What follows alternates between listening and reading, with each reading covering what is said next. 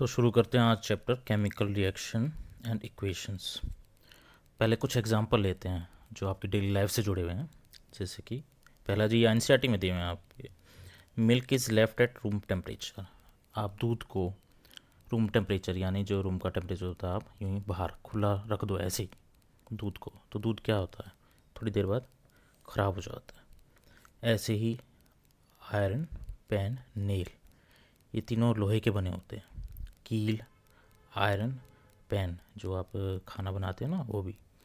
अगर इन्हें खुला ऐसी एनवायरनमेंट में रखो जहाँ पे उमस है यानी ह्यूमिडिटी ज़्यादा है, गीलापन है, आर्द्रता है, नमी, कुछ भी बोलो, ह्यूमिडिटी, इन तीनों के हिंदी में मतलब ये होता है। ह्यूमिड एटमॉस्फेयर में रख दो, जैसे कि ये अगस्त सितंबर में होता है ना, जब बारिश होती है तो बहुत ज़्यादा उमस हो जाती है।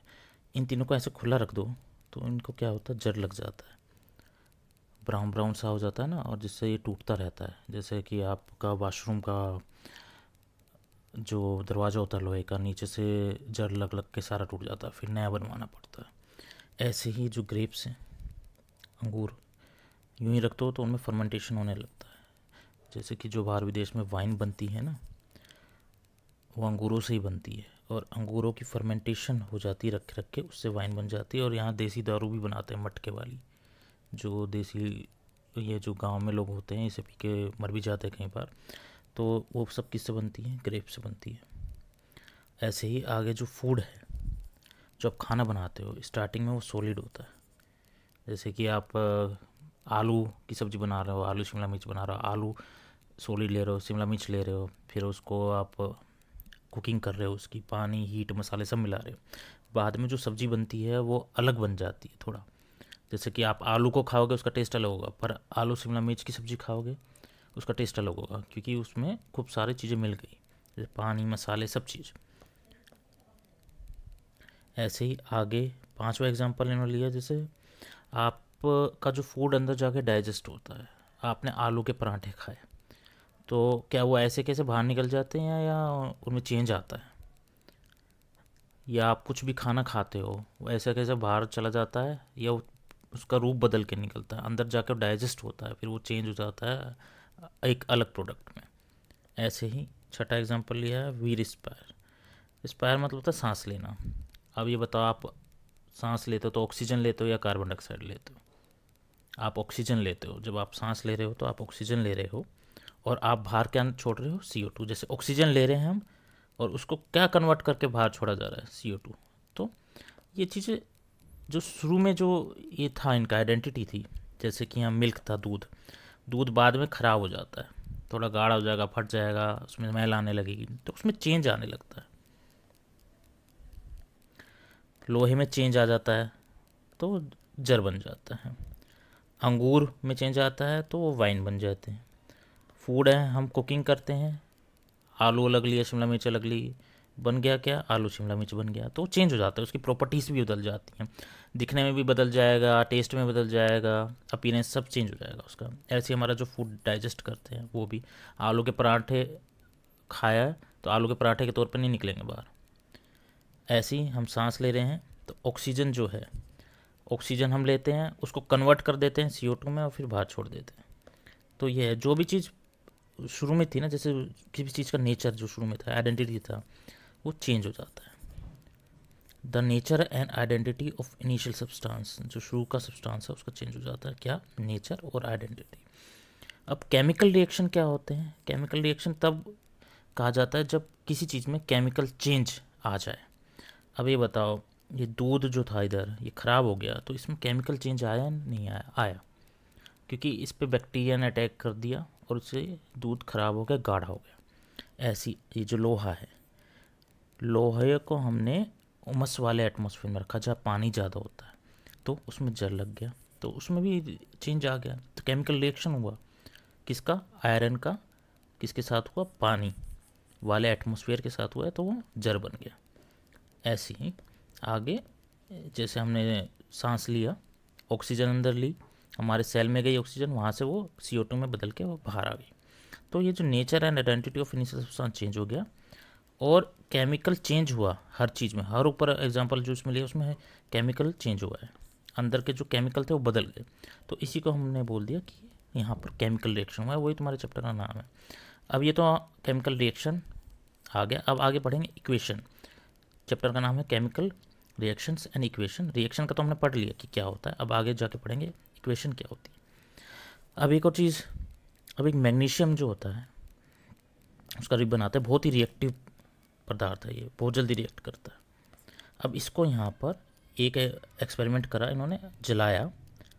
इधर इधर देखिए, ये मैग्नीशियम का रिबन है, इसको इन्होंने हीट करा तो एक बहुत ही वाइट स्पार्कल चौंध जैसे होती है वैसे निकली। यहाँ पे आपको पिक्चर में दिख रहा होगा ये सारा। और यहाँ पर हम एक्सपेरिमेंट के तौर पे दिखाते हैं, यहाँ पर ये रिबन है मैग्नीशियम का, ठीक है। ये बर्नर है हमारा, और यहाँ पे हमने एक ट्रे रखी हुई है। जब मैग्नीशियम को हमने ऑक्सीजन की प्रेजेंस में जलाया, जो हमेशा जो आग लगती है वो ऑक्सीजन की प्रेजेंस में लगती है। अगर एनवायरनमेंट में ऑक्सीजन है, कितना % ऑक्सीजन है हमारे एनवायरनमेंट में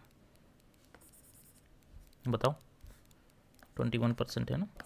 तो 21% जो ऑक्सीजन है एनवायरनमेंट में, उसकी हेल्प से हमेशा क्या लगती है? आग, फायर। तो यहाँ पर जो हमने ये रिबन लिया था, मैग्नीशियम का रिबन है ये, इसको हमने आग में जलाया, किसकी प्रेजेंस में? ऑक्सीजन की प्रेजेंस में। तो बहुत तगड़ी एक चकाचौंध करने वाली स्पार्कल यानी चौंध निकली, और उसके बाद ये जो नीचे नीचे पाउडर सा गिरने लगा ऐसे ऐसे, और हमने इसको एक ट्रे में इकट्ठा कर लिया। ये पाउडर था वाइट कलर का। अब वाइट पाउडर इज ऑब्टेन्ड। अब यहाँ पे जैसे दिखा रखा है मैंने, मैग्नीशियम रिबन लिया, जो एनवायरनमेंट में O2 है उसके प्रेजेंस में हमने उसको जलाया, बर्नर की हेल्प से। यहाँ पे जल रहा है ना, ठीक है। तो उसके बाद हमें मिला एक वाइट पाउडर। अब ये वाइट पाउडर सोचो क्या है? क्या ये मैग्नीशियम है? क्या ये ऑक्सीजन है? या ये दोनों के मेल से कुछ नया बना है? ये दोनों के मेल से एक चीज़ बनी है जिसे बोलते हैं मैग्नीशियम ऑक्साइड। और ये किस कलर का होता है? वाइट कलर का होता है, वाइट पाउडर, जैसे यहाँ पे दिखाया हुआ ना इधर, ये। ओके, तो अब इसको हम लिखेंगे कैसे? अब इसको हम वर्ड्स में लिखने का कोशिश करते हैं, ठीक है। पहले हमने मैग्नीशियम को लिखा मैग्नीशियम, ऑक्सीजन, क्योंकि एनवायरनमेंट में ऑक्सीजन है, उसकी प्रेजेंस में हमने क्या किया? यहाँ पर हीट करा, बर्न किया, तो हमें क्या मिल गया? Magnesium oxide. अब हम हर चीज़ को इतना लंबा लंबा लिखेंगे तो ये तो बहुत लंबा हो जाएगा। ऐसे तो मतलब जरा सी इक्वेशन लिखने में हमारे 10-12 पन्ने बढ़ जाएंगे एक ही रिएक्शन को लिखने में। तो हम इसका उपाय आगे बताएंगे, क्या करेंगे, इनको शॉर्ट फॉर्म में लिखा करेंगे। अब ये जो यहाँ पर मैग्नीशियम और ऑक्सीजन है, ये आपस में एक दूसरे से क्या करें? रिएक्ट किए। जैसे आप बोलते हो ना कि यार तू उसे ज़्यादा रिएक्ट मत किया करो, तो यूँ ही बोलता रहता है। मतलब आपस में रिएक्शन हो रहा है इनका। किसका हो रहा है? मैग्नीशियम और ऑक्सीजन आपस में एक दूसरे से मेल कर रहे हैं, तो इन्हें बोलते हैं रिएक्टेंट्स, क्योंकि ये आपस में रिएक्ट करते हैं, रिएक्ट विथ ईच अदर। और ये रिएक्ट करके क्या बनाते हैं? Magnesium oxide. और मैग्नीशियम ऑक्साइड क्या होता है? प्रोडक्ट। इधर जो होंगे लेफ्ट हैंड साइड पे वो होंगे रिएक्टेंट्स, जो आपके राइट साइड में होगा प्रोडक्ट बनेगा। जो इन दोनों के मेल से जो बनता है उसको बोलते हैं प्रोडक्ट। तो जैसे आप कुछ भी खाना बना रहे हो, आपने पनीर की सब्ज़ी बनाई, तो आपने पनीर डाला, फिर मसाले डाले, और जो भी आप डालते हो डाला, तो ये सब पनीर हो गया, मसाला हो गया, और आपने हीट दी, ये सारा क्या हो जाता है? ये एक तरह से ये रिएक्टेंट हो जाते हैं। और जो आगे जाके जो आपकी पनीर की सब्ज़ी बनी, जिसका टेस्ट बहुत ही अच्छा था, तो वो हो जाता है प्रोडक्ट। ओके, तो ये एग्जाम्पल बता रहा हूँ कि रिएक्टेंट्स क्या होते हैं, प्रोडक्ट क्या होते हैं। अब जब भी हम इक्वेशन लिखते हैं, जैसे मैग्नीशियम लिखा, प्लस का साइन दिया ऑक्सीजन, क्योंकि मैग्नीशियम और ऑक्सीजन आपस में रिएक्ट कर रहे हैं। फिर यहाँ एरो देना पड़ता है एक, इस डायरेक्शन में, प्रोडक्ट की डायरेक्शन में जाता है एरो, कि ये दोनों मिलके क्या बना रहे हैं? मैग्नीशियम ऑक्साइड बना रहे हैं। तो इस एरो का ये फंक्शन होता है। अगर ये एरो इस तरफ है तो प्रोडक्ट ये बन रहा है। अगर एरो देखो दोनों मिलकर MgO बना रहे हैं, यानी मैग्नीशियम ऑक्साइड बना रहे हैं। अगर एरो इस तरफ होता तो इसका मतलब होता कि मैग्नीशियम ऑक्साइड टूट कर मैग्नीशियम और ऑक्सीजन बना रहा है, पर यहाँ पे ऐसा नहीं हो रहा। तो एरो का बहुत इंपॉर्टेंट है। अब यहाँ पे अब तुम लिख दो मैग्नीशियम प्लस ऑक्सीजन, और एरो ना दो, सीधा ही डंडा दे दो खाली और लिख दो मैग्नीशियम ऑक्साइड। तो इससे कुछ नहीं पता चल रहा, इससे क्या पता चल रहा, कुछ नहीं पता चल रहा। जब तक एरो नहीं दोगे कि हाँ, एरो देने से यहाँ ऐसे मतलब हो जाएगा मैग्नीशियम और ऑक्सीजन मिलके मैग्नीशियम ऑक्साइड बना रहे हैं। ठीक है, फिर आ जाते हैं प्लस साइन की तरफ। जो आपस में रिएक्ट करते हैं ना, उनके बीच में प्लस साइन लगता है। अगर मैग्नीशियम और ऑक्सीजन है तो प्लस, और अगर ये हाइड्रोजन भी जुड़ जाए इसमें, अगर कोई और रिएक्शन हो जिसमें हाइड्रोजन भी है तो प्लस हाइड्रोजन, हमेशा हम प्लस करके लिखेंगे। ये एग्जाम्पल के तौर पर बता रहा हूँ। ठीक है, अब जो प्रोडक्ट हैं, कई बार एक प्रोडक्ट बनता है, कई बार दो बनते हैं। तो प्रोडक्ट में भी अगर इसके साथ मैग्नीशियम ऑक्साइड के साथ कुछ और बन रहा होता, फॉर एग्जांपल हाइड्रोजन बन रहा होता H2, तो हम उसमें भी प्लस लगा के जोड़ के दिखाते हैं। ओके, अब ये क्लियर हो गया। अब आ जाती है राइटिंग केमिकल इक्वेशन। इक्वेशन कैसे लिखा जाए, वर्ड तो बहुत लॉन्ग हो जाते हैं तो हम शॉर्ट में लिखते हैं। जैसे जो मैग्नीशियम है उसको हम लिख देते हैं Mg। ऑक्सीजन जो होता है उसको O2 लिखते हैं, खाली O नहीं होता। कभी तुम खाली ऑक्सीजन को O लिख दो। ऑक्सीजन जो होती है गैस होती है, वो दो ऑक्सीजन एटम से मिलकर बनती है, इसलिए उसको लिखते हैं O2। 2 का मतलब यहाँ है, यहाँ इसके दो एटम है। ठीक है, और इन्होंने मिलकर क्या बनाया है, MgO, मैग्नीशियम, और ये O ऑक्साइड, ऑक्सीजन नहीं है ये, इसको बोलते हैं मैग्नीशियम ऑक्साइड, MgO इसका फॉर्मूला होता है ये। ठीक है, MgO होता है, MgO2 नहीं होता, ये ध्यान रखना। मैग्नीशियम ऑक्साइड जो बनती है उसका फॉर्मूला होता है MgO।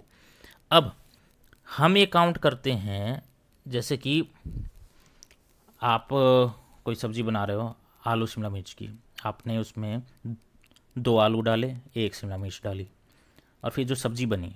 अभी मुझे बताओ, जो आपने आलू शिमला मिर्च शुरू में लिए और जो सब्जी बनी है उसके वेट में कुछ डिफरेंस होगा क्या? कुछ डिफरेंस नहीं होगा। जितने आलू डाले हैं, जितनी शिमला मिर्च डाली है, वही आगे जाके आलू शिमला मिर्च की सब्जी बनेगी। ऐसी जितना यहाँ मैग्नीशियम है और जितना यहाँ ऑक्सीजन है, वही आगे जाके मैग्नीशियम ऑक्साइड बनाएगा, और उनकी मात्रा या वेट जो है वो सेम रहना चाहिए। तो इनमें क्या सेम है वो हम देखेंगे, हम नोटिस करेंगे।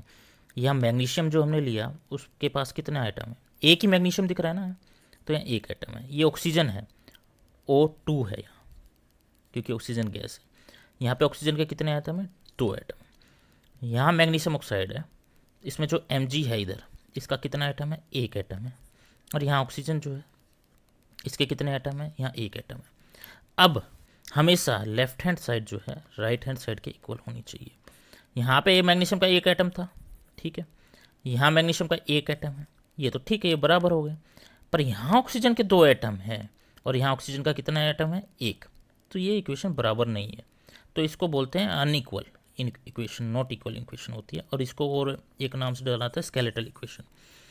और ये हमेशा जो है बैलेंस्ड इक्वेशन लिखनी चाहिए, हमेशा LHS RHS के इक्वल होना चाहिए। जो इस एरो के इधर है उनकी संख्या एटम की, इधर जो प्रोडक्ट बने उनमें जो एटम है उनकी संख्या के बराबर होना चाहिए। इस इक्वेशन में नहीं है, तो ये अनइक्वल इक्वेशन है, ये बराबरी वाली इक्वेशन नहीं है, और इसको ही बोलते हैं स्केलेटल इक्वेशन।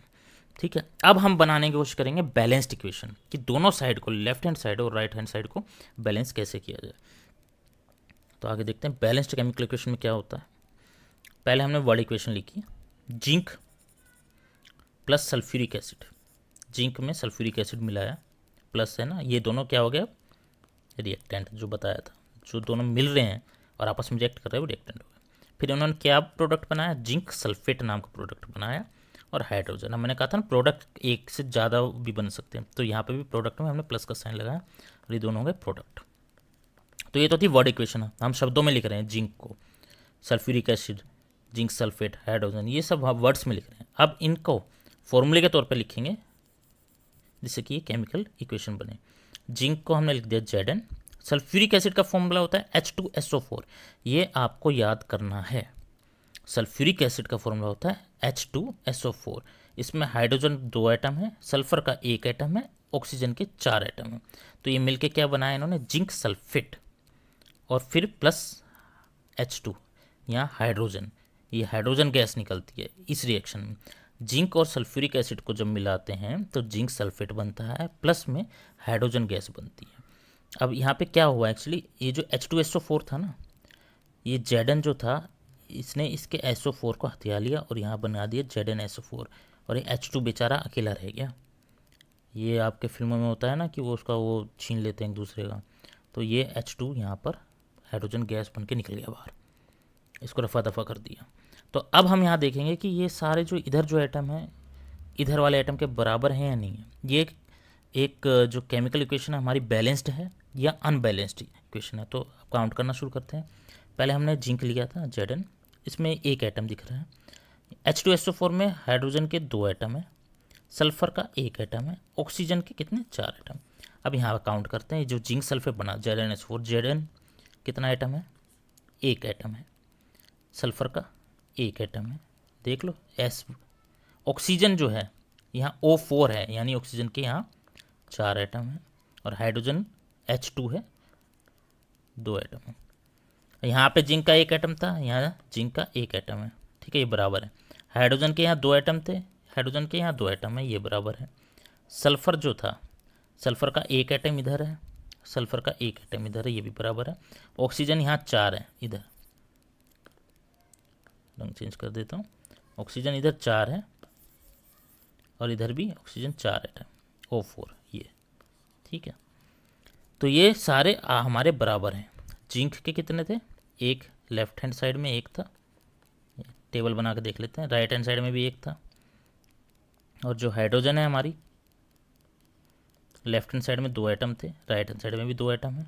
फिर आ जाता है सल्फर, सल्फर का 1 एटम था लेफ्ट हैंड साइड में, राइट हैंड साइड में भी उसका 1 एटम है। फिर आ जाता है ऑक्सीजन, ऑक्सीजन के लेफ्ट हैंड साइड में 4 एटम है और राइट हैंड साइड में भी 4 एटम है। तो ये सारे एटम हमारे दोनों left hand side right hand बराबर हैं। तो ये एक हमारी बैलेंस्ड केमिकल इक्वेशन, ठीक है। अब आगे पढ़ते हैं इसको। अब जो है हम एक इक्वेशन देंगे जो बैलेंस्ड नहीं होगी, ठीक है। हमने Fe लिया, Fe होता है आयरन, लोहा, उसको पानी में मिला दिया H2O, ठीक है। फिर यहाँ क्या बना, पानी है या स्टीम है, भाप भी हो सकती है और पानी भी हो सकता है, H2, ओके। तो ये बना Fe3O4 प्लस हाइड्रोजन, जो हाइड्रोजन गैस निकल गई इसमें। Fe ने किसके साथ रिएक्ट किया, ऑक्सीजन के साथ, और ये क्या बना दिया Fe3O4। यहाँ से H2 था, इसको लात मार के बाहर निकाल दी भाग जाने से। तो यहाँ क्या बना, Fe3O4 बना। ये दोनों क्या हो गए हमारे रिएक्टेंट, और प्रोडक्ट में क्या आ गया हमारा Fe3O4 प्लस H2। Fe3O4 को बोलते हैं आयरन ऑक्साइड, और इसको काला जर के नाम से भी जाना जाता है। काला जर होता है ये जो हमारा नॉर्मल जर होता है वो ब्राउन कलर का होता है, लेकिन Fe3O4 वाला जो जर लगता है ना लोहे का, वो ब्लैक कलर का होता है। तो अब हम इसके एटम गिनना शुरू करते हैं। यहाँ पे Fe जो है 1 एटम है, H2O वाटर में, हाइड्रोजन के कितने एटम है, 2 एटम है हाइड्रोजन के। यहाँ ऑक्सीजन है, ऑक्सीजन के कितने एटम है, 1 एटम। अब यहाँ पे अब बताओ, ये जो Fe है आयरन है, यहाँ पे Fe3 लिखा है, यानी कि 3 आयरन के एटम है यहाँ पे Fe3, और यहाँ पे कितना था 1, ये 3 एटम। ऑक्सीजन यहाँ पे O4 है, यानी 4 एटम है ऑक्सीजन के। इधर कितना था, 1 एटम था ऑक्सीजन का, और यहाँ हाइड्रोजन के 2 एटम है, उधर हाइड्रोजन के 2 एटम, बस हाइड्रोजन बराबर है और आयरन और ऑक्सीजन दोनों अनबैलेंस्ड है। अब हम इसको आगे बैलेंस करेंगे, पर पहले यहाँ पे हम फिर टेबल बना देते हैं। Fe हाइड्रोजन ऑक्सीजन, जिससे हमारा क्लियर हो जाए कि लेफ्ट हैंड साइड पे कितने, राइट हैंड साइड पे कितने। Fe कितना था लेफ्ट हैंड साइड पे, 1 एटम था, ठीक है। राइट हैंड साइड पे वो 3 है। हाइड्रोजन हमारे लेफ्ट हैंड साइड में 2 थे और अब राइट साइड में भी 2 हैं, ठीक है। ऑक्सीजन हमारा जो लेफ्ट साइड में था 1 था, राइट साइड में ऑक्सीजन 4 है। तो ये बराबर नहीं है। जो हमारा प्रोडक्ट है उसमें जो आयरन आया है वो 3 है, ऑक्सीजन 4 है, जबकि लेफ्ट हैंड साइड में 1 है। तो बराबर कैसे करेंगे, इसमें ना थोड़ा तुक्का मारना पड़ता है इक्वेशन बनाने के लिए, और जितना प्रैक्टिस करोगे उतना आएगा, हिट एंड ट्रायल मेथड से आएगा। अब हम क्या करते हैं, ये जो फॉर्मूला हमने लिखा था ना FeH2O Fe3O4 प्लस H2, इसको हम एक बक्से में बंद कर लेंगे ऐसे, ठीक है। अब हम देखेंगे कि सबसे ज़्यादा जैसे एटम किसके हैं, ऊपर वाले इक्वेशन में आयरन के सबसे ज़्यादा हैं क्या, दोनों साइड देखेंगे, लेफ्ट साइड भी राइट साइड भी। यहाँ आयरन के 3 हैं, हाइड्रोजन के 2 हैं, ऑक्सीजन के 4 हैं। तो पहले जो सबसे ज़्यादा एटम होते हैं ना जिसके, तो और सबसे ज़्यादा फ़र्क जिस एटम्स में होता है, जैसे ऑक्सीजन का यहाँ 1 है, उधर 4 है, लेफ्ट हैंड साइड पे 1 है, राइट हैंड साइड में 4 है, तो हम इसको बराबर करेंगे पहले। तो बराबर जैसे मैथ्स में आपने देखा होगा कैसे करते हैं बराबर, तो एक साइड इक्वेशन में किसी से मल्टीप्लाई कर देते हैं। अब राइट साइड में 4 हैं ऑक्सीजन, हमें लेफ़्ट साइड में भी 4 चाहिए, पर लेफ़्ट साइड में 1 ऑक्सीजन है, तो यहाँ 4 बनाने के लिए क्या करेंगे, 4 से मल्टीप्लाई कर देंगे। ठीक है, अब ये बात देखो, यहाँ ऑक्सीजन जो है ना H2O में ऑक्सीजन अकेला नहीं है, उसके साथ H2 भी जुड़ा हुआ है। तो यहाँ हम बक्से के बाहर अगर 4 लिखते हैं ऐसे, तो ये पूरा वाटर से मल्टीप्लाई होगा, जो भी बाहर होता है ना अंदर के सबसे मल्टीप्लाई होगा। अब प्रॉब्लम में आ गई कि यहाँ 4 लिखने से ऑक्सीजन तो 4 हो गया, पर हाइड्रोजन जो H2 था अंदर वो 8 बन गया। कैसे, अब ये तुम्हें बक्से का मैं मेथड सिखाता हूँ। अगर H2O लिखा हुआ है ना और उसके बाहर बक्से के जैसे 2, उसके आगे 2 कोफिशिएंट लगा हुआ है, इसको कोफिशिएंट बोलते हैं, अगर इसके आगे 2 लगा दिया तो इससे जो अंदर वाला है ये अलग अलग मल्टीप्लाई होते हैं। 2 से H2 मल्टीप्लाई होगा और 2 से ऑक्सीजन मल्टीप्लाई होगा। तो 2 से ऑक्सीजन मल्टीप्लाई होगा, यहाँ तो 2 बन गए कि यहाँ 2 एटम हो गए ऑक्सीजन के। और ये जो H2 है यहाँ पे पहले से इसके पास 2 थे ना, ये यहाँ पर H2 है, ये बाहर वाले 2 से मल्टीप्लाई हो जाता है, 2 2 जा 4, तो यहाँ पे 4 एटम माने जाते हैं इसके। ठीक है, तो ऐसे ही NO2 है, NO2 के बाहर मैंने 2 लगा दिया, तो यहाँ अंदर एक वो N से मल्टीप्लाई हो रहा है और एक ऑक्सीजन से। अगर यहाँ ऑक्सीजन 2 है, पहले ही 2 एटम है उसके, वो फिर से 2 से मल्टीप्लाई हो रहा है, तो 2 2 जा 4 हो जाएगा, तो यहाँ ऑक्सीजन के एटम हो जाते हैं 4। और नाइट्रोजन के यहाँ पे कुछ है ही नहीं, तो 1 होगा, तो 2 1 जा 2, तो यहाँ पे 2 नाइट्रोजन है। ऐसे ही P3O4, ठीक है, इसके आगे मैं 3 लगा दूँ, तो ये जब P है फॉस्फोरस है, ये 3 है, पहले से ही 3 है, तो अंदर मल्टीप्लाई हुआ 3 × P3, तो 3 3 जा 9, तो फॉस्फोरस 9 हो गया। ऑक्सीजन के पहले से ही 4 हैं, ये बाहर जो 3 है इससे अंदर मल्टीप्लाई होगा, 3 × 4 12, तो यहाँ ऑक्सीजन 12 हो गया, फॉस्फोरस 9 हो गया। अब एक मैं तुम्हें घर के लिए दे रहा हूँ, ये मुझे बताना तुम बाद में, वीडियो देखने के बाद में। अगर मैं H2SO4 क्या था, कहा था ना सल्फ्यूरिक एसिड, इसका फॉर्मूला याद रखना। अब इसके आगे मैं 6 लगा दूँ तो कितने हाइड्रोजन होंगे, कितने सल्फर होंगे और कितने ऑक्सीजन होंगे, ये तुम्हें मुझे बताना है। ओके, तो हमने यहाँ पे क्या किया, ऑक्सीजन फिर से आ जाते हैं इस पे Fe वाले मुद्दे पे। यहाँ पे हमारा ऑक्सीजन 4 था राइट साइड में, यहाँ ऑक्सीजन लेफ्ट साइड में 1 था, रिएक्ट वाले में हमारा ऑक्सीजन 1 ही था। तो बराबर करने के लिए हमने जो यहाँ पर H2O खाली था ना इधर, उसके आगे हमने 4 लगा दिया। अब 4 लगाने से ऑक्सीजन तो हमने बराबर कर लिए, इधर भी 4 ऑक्सीजन होंगे, इधर भी 4 बल्ले बल्ले होगी, पर यहाँ पर जो हाइड्रोजन था हमने उसका नाश पीट दिया। पहले हाइड्रोजन बराबर था हमारा, अब क्या हुआ, हाइड्रोजन 8 बन गया, क्योंकि 4 जो है वो ऑक्सीजन से मल्टीप्लाई हो रहा है, पर हाइड्रोजन से भी तो मल्टीप्लाई होगा। तो 4H2O में क्या हुआ, ऑक्सीजन तो हमने बराबर कर दिए, पर इसके साथ इसका नाश पीट के यहाँ हाइड्रोजन कर दिया। अब हमें क्या करना पड़ेगा, अब हमें हाइड्रोजन बराबर करना पड़ेगा। अब हाइड्रोजन पहले तो 2 2 बराबर थे, अब क्या हुआ, हमने जो लेफ़्ट साइड में था 2 से वो आ गए 8, और राइट साइड में जो हाइड्रोजन था वो थे 2।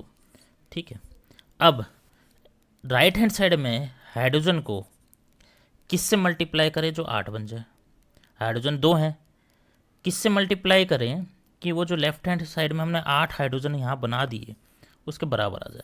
तो हम 4 से मल्टीप्लाई करेंगे, जो यहाँ हाइड्रोजन है उसको देखते हैं। अब ये फिर से हमने इक्वेशन लिखी Fe4H2O, क्योंकि हमने 4 लगा दिया ऑक्सीजन बराबर करने के लिए, ऑक्सीजन तो बराबर हो गया पर हमारा हाइड्रोजन बढ़ गया, Fe3O4 और यहाँ H2। अब ये जो H2 था, यहाँ 2 हाइड्रोजन के एटम है, यहाँ कितने 8, तो इन दोनों को बराबर करने के लिए हमने इसको क्या किया, इसके आगे 4 लगा दिए, जिसे 4 2 से मल्टीप्लाई हो जाए और यहाँ पे बन जाए 8। एटम्स। फिर हमने इक्वेशन ऐसे लिखी, Fe plus 4H2O plus 4H2O arrow का sign Fe3O4 plus 4H2, H2 के आगे हमने 4 लगा लिया, जिससे यहाँ 8 एटम हो गए और यहाँ 8 एटम हो गए। तो हमने अब क्या क्या बराबर कर लिया, हाइड्रोजन बराबर हो गया दोनों तरफ, ठीक है, ऑक्सीजन बराबर कर दिया हमने। अब बचा क्या, अब Fe आयरन बराबर करना है, अब सिर्फ Fe बचा है। अब Fe लेफ्ट हैंड साइड में यहाँ पर एक एटम है, इधर 3 एटम है, इधर ज़्यादा है। अब हमें इस एक एटम को 3 बनाना है, तो वही हम क्या करेंगे, इसके आगे 3 लगा देंगे, ठीक है। तो ये बन गया 3Fe plus 4H2O arrow Fe3O4 4H2। अब ये हमारे सारे एटम बराबर हैं, चाहे काउंट करके देख लो। यहाँ Fe है, इसके आगे 3 है, तो यहाँ 3 एटम हो गए आयरन के।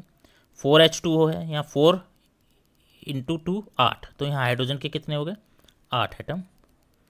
फिर 4 इंटू O यानी ऑक्सीजन के 4 एटम। अब यहाँ पे Fe3 था, यहाँ पे 3 एटम आयरन के, तो ये बराबर हो गए।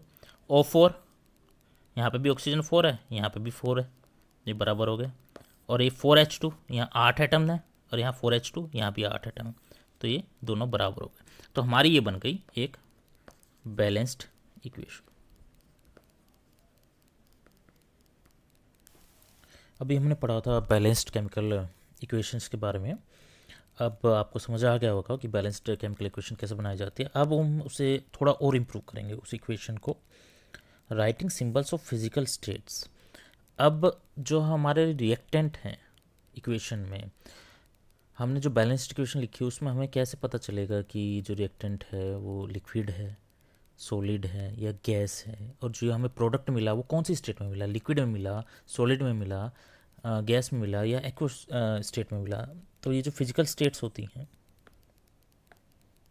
सॉलिड, एक्वस, एक्वस से मतलब क्या होता है, जो चीज़ वाटर के सॉल्यूशन में, presenting solution of water like nimbu pani, oxygen dissolved in sea water. जैसे जो सी में ऑक्सीजन घुली होती है, आपको पता है ऑक्सीजन जो होती है, जो फिश भी है हमारी जो है वो ऑक्सीजन लेती है, तो वो ये नहीं होती गैस फॉर्म में नहीं लेती, वो जो ऑक्सीजन होती है वो सी वाटर में घुली होती है।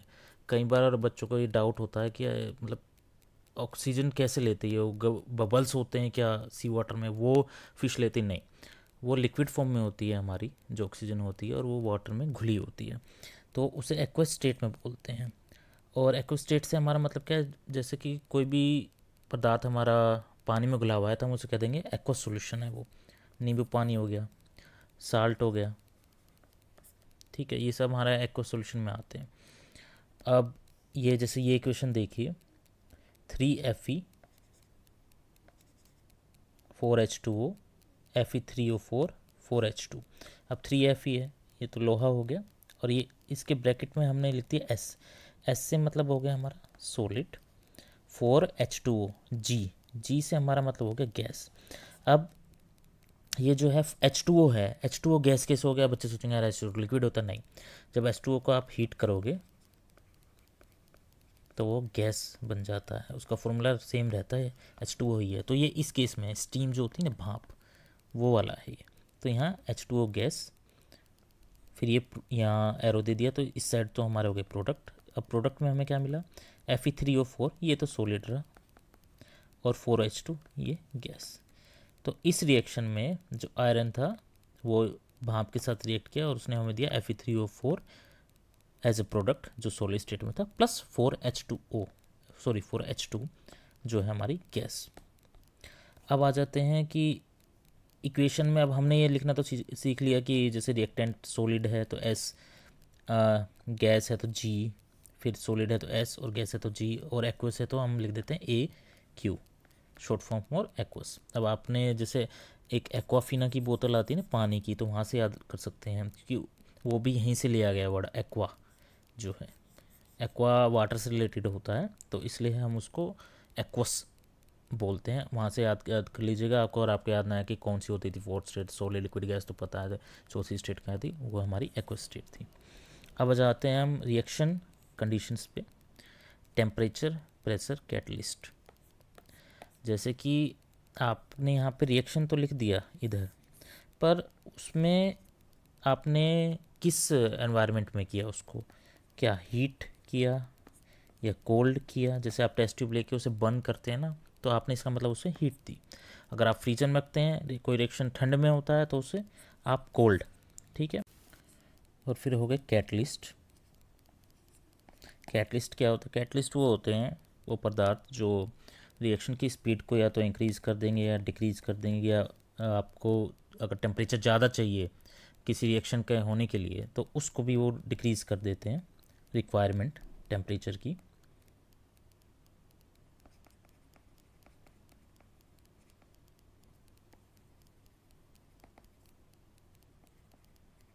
और जो रेट ऑफ रिएक्शन है वो या तो इंक्रीज़ कर देंगे या डिक्रीज़ कर देंगे, नेगेटिव या पॉजिटिव कैटलिस्ट होते हैं।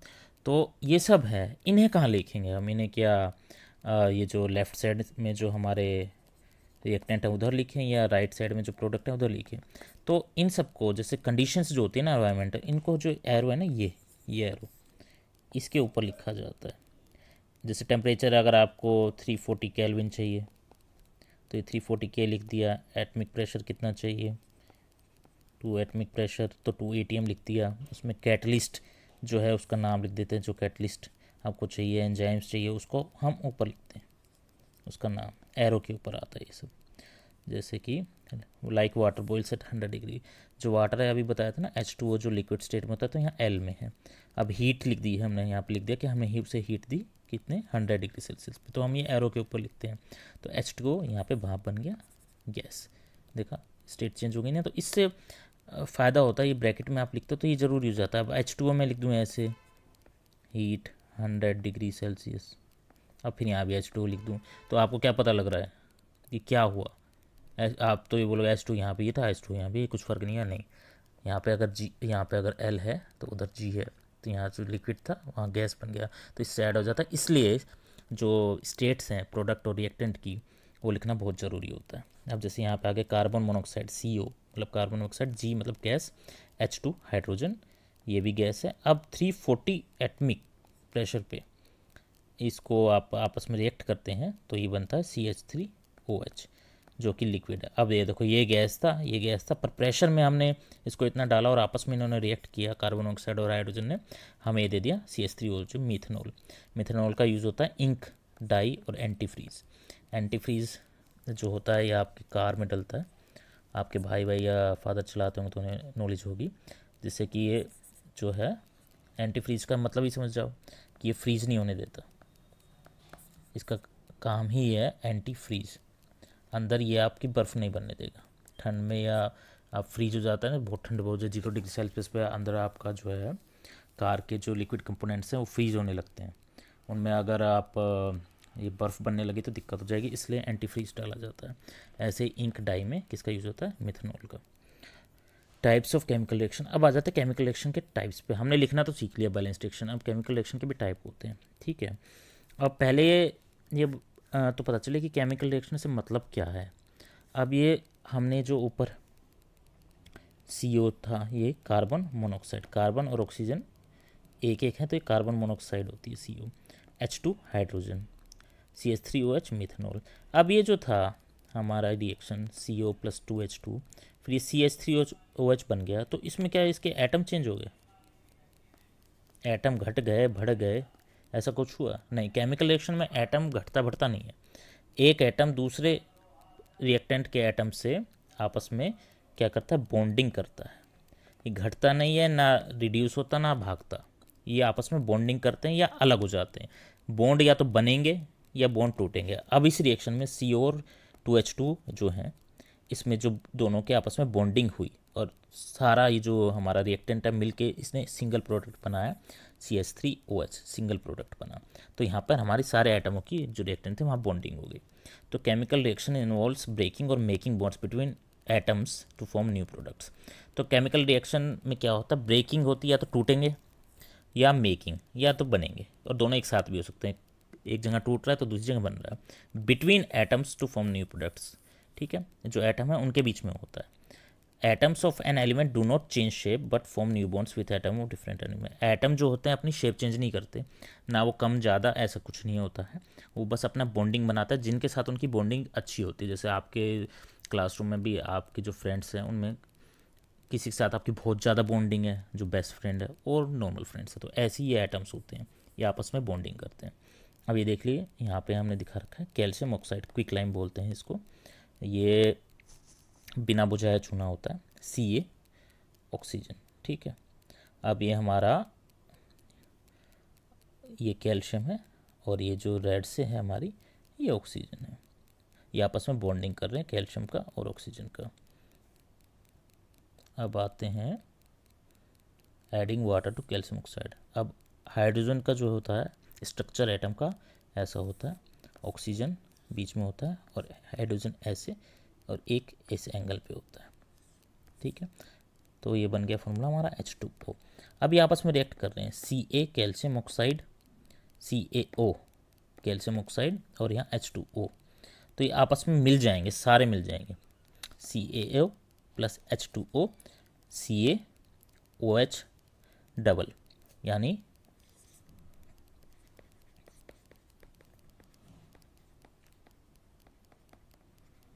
जब हम OH को फुल ब्रैकेट में लिख रहे हैं तो इसका मतलब ये नहीं है कि H का जो एटम है 2 है, अंदर जितना भी ब्रैकेट के होगा ना वो डबल है, O2 H2 ये है, या तो इसे ऐसे लिख लो OH2, तो इसको और बोलते हैं हाइड्रोक्साइड।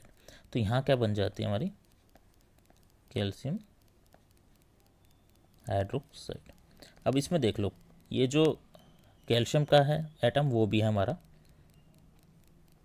सबसे बीच में, कैल्शियम का एटम है, ऑक्सीजन एक इसके पास था और एक ऑक्सीजन इधर था, ये नंबर 1 ऑक्सीजन नंबर 2 ऑक्सीजन, तो दोनों साइड ऑक्सीजन लग गए, ये इधर ऑक्सीजन लग गया इधर ऑक्सीजन लग गया। हाइड्रोजन हमारे पास कितने थे 1 2, ठीक है, तो यहाँ एक हाइड्रोजन यहाँ एक हाइड्रोजन, तो सारे हो गए। कैल्शियम एक था, एक कैल्शियम, ऑक्सीजन 2 थे 1 2 ऑक्सीजन और हाइड्रोजन 1 2। ये देखो कलर कोडिंग भी किया हुआ है, वाइट हाइड्रोजन है और ये जो ग्रेइश है ये ऑक्सीजन है और बीच में ब्लैक है वो कैल्शियम है।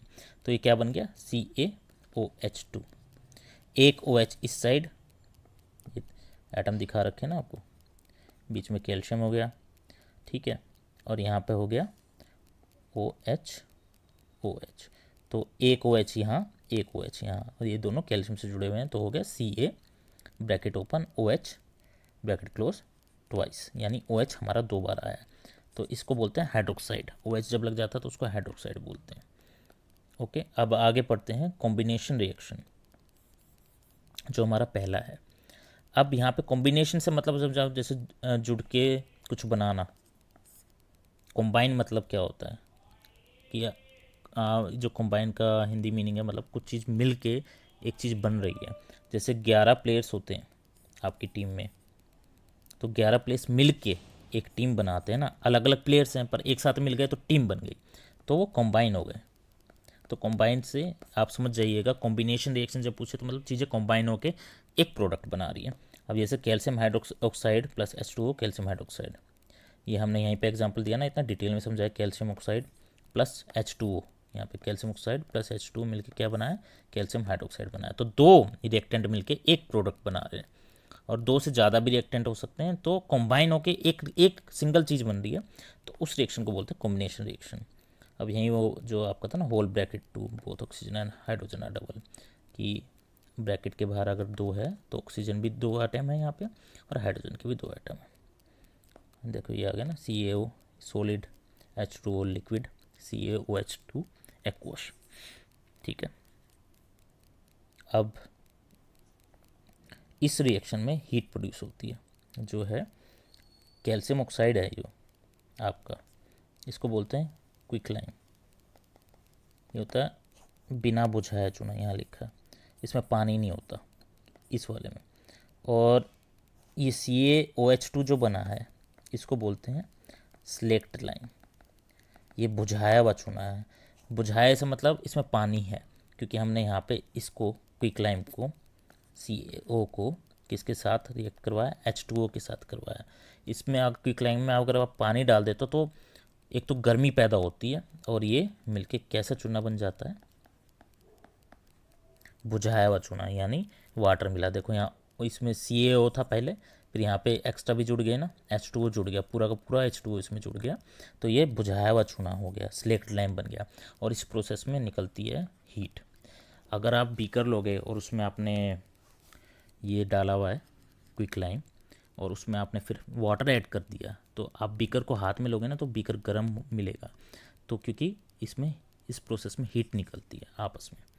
अब two reactants combine to form single product, two reactant जो है combine to form single product, तो यही हो गया हमारा कॉम्बिनेशन रिएक्शन।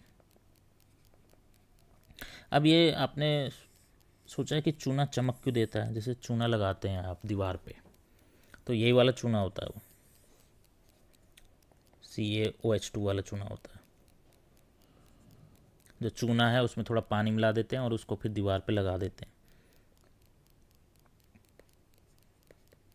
जो पानी वाला चूल्हा होता है उसे बोलते हैं स्लेक्ट लाइम। इसको दीवार पे पोतने से क्या होता है उसका रिएक्शन बताते हैं। ये जो दीवार पे पोतता है ना, तो हमारे जो एनवायरनमेंट में है एक गैस थोड़ी है, आप सोचते हो कि ऑक्सीजन है क्या, नहीं, ऑक्सीजन है, नाइट्रोजन है, हाइड्रोजन है, कार्बन डाइऑक्साइड है, ये सारी थोड़ी थोड़ी मात्रा में है, सबसे ज़्यादा नाइट्रोजन है फिर ऑक्सीजन है, ठीक है।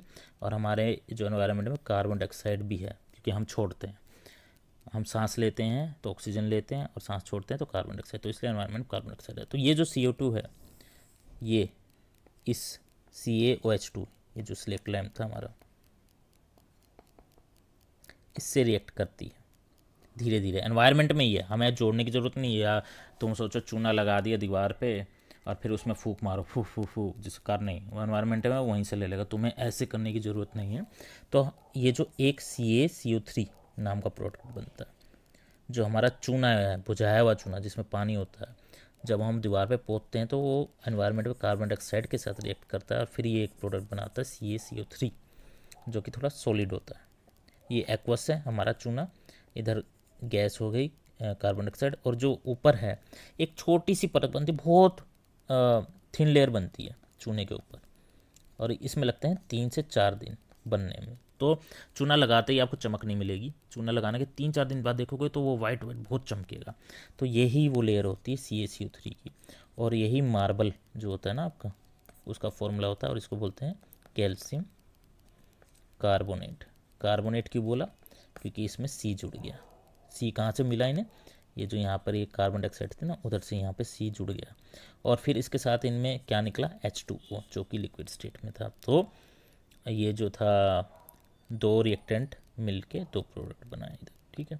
ये बस नॉलेज के लिए था कि चूने का इस्तेमाल कहाँ कहाँ होता है। ये आपकी सफ़ेदी होती है उसमें, वाइट वॉश में होता है। अब ऐसे ही कोल बर्न, कोल का जलना भी कॉम्बिनेशन रिएक्शन है। अब कोल जो होता है प्योर कार्बन है, C, उसके साथ कुछ नहीं जुड़ा हुआ, कार्बन है वो। अब आपने उसे बर्न किया, बर्न करोगे एनवायरनमेंट में, तो एनवायरनमेंट में ऑक्सीजन है तो वो उससे कंबाइन हो जाता है, CO2 बना देता है, तो कार्बन डाइऑक्साइड निकलती है। कोयले को बर्न करते हैं, जब उसको आग देते हैं तो वो जो ऑक्सीजन में, जो एनवायरनमेंट में ऑक्सीजन है उससे कंबाइन करता है और CO2 बनाता है। ऐसी आप हाइड्रोजन गैस लो और ऑक्सीजन गैस लो, ये देखो ध्यान देना, ये GG लिखा है ना, तो इस पर बड़ा ध्यान देना। दोनों गैस फॉर्म में लोगे, हाइड्रोजन को और ऑक्सीजन को आपस में मिलाओगे प्रेशर, तो ये बनाएगी 2H2O। ये H2 क्या होता है, वाटर। तो वाटर भी आप बना सकते हो, आपके पास हाइड्रोजन गैस है, ऑक्सीजन गैस है, दोनों को आपस में मिला दो तो बन गया वाटर। अब इसमें देखो रिएक्टेंट 2 है, प्रोडक्ट 1 है, रिएक्टेंट 2 है, प्रोडक्ट 1 है, तो ये क्या हो गया, कॉम्बिनेशन रिएक्शन, आपस में दोनों कंबाइन कर गए। अब आ जाते हैं एक्सोथर्मिक रिएक्शन। एक्सोथर्मिक रिएक्शन देखो, थर्म, ये जो थर्म आ जाता है ना, ये हीट से रिलेटेड होता है, जैसे पहले भी बताया। हाँ, ये थर्माकोट, जैसे कि थर्मल क्लोथ्स इन विंटर, रूपा थर्माकोट का ऐड देखा है ना। थर्मल टेम्परेचर और हीट से रिलेटेड होता है, थर्म का ज़्यादा मीनिंग हीट से रिलेटेड है, तो इसलिए थर्माकोट बोल देते हैं, जो गर्मी देता है,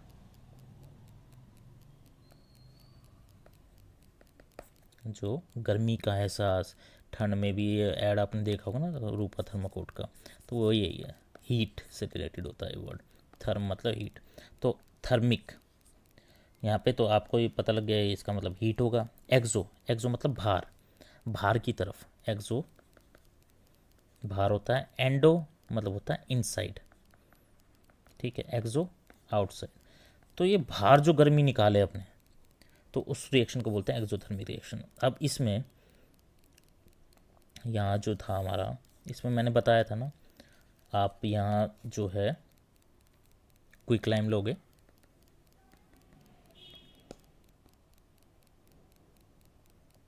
उसमें वाटर डालोगे,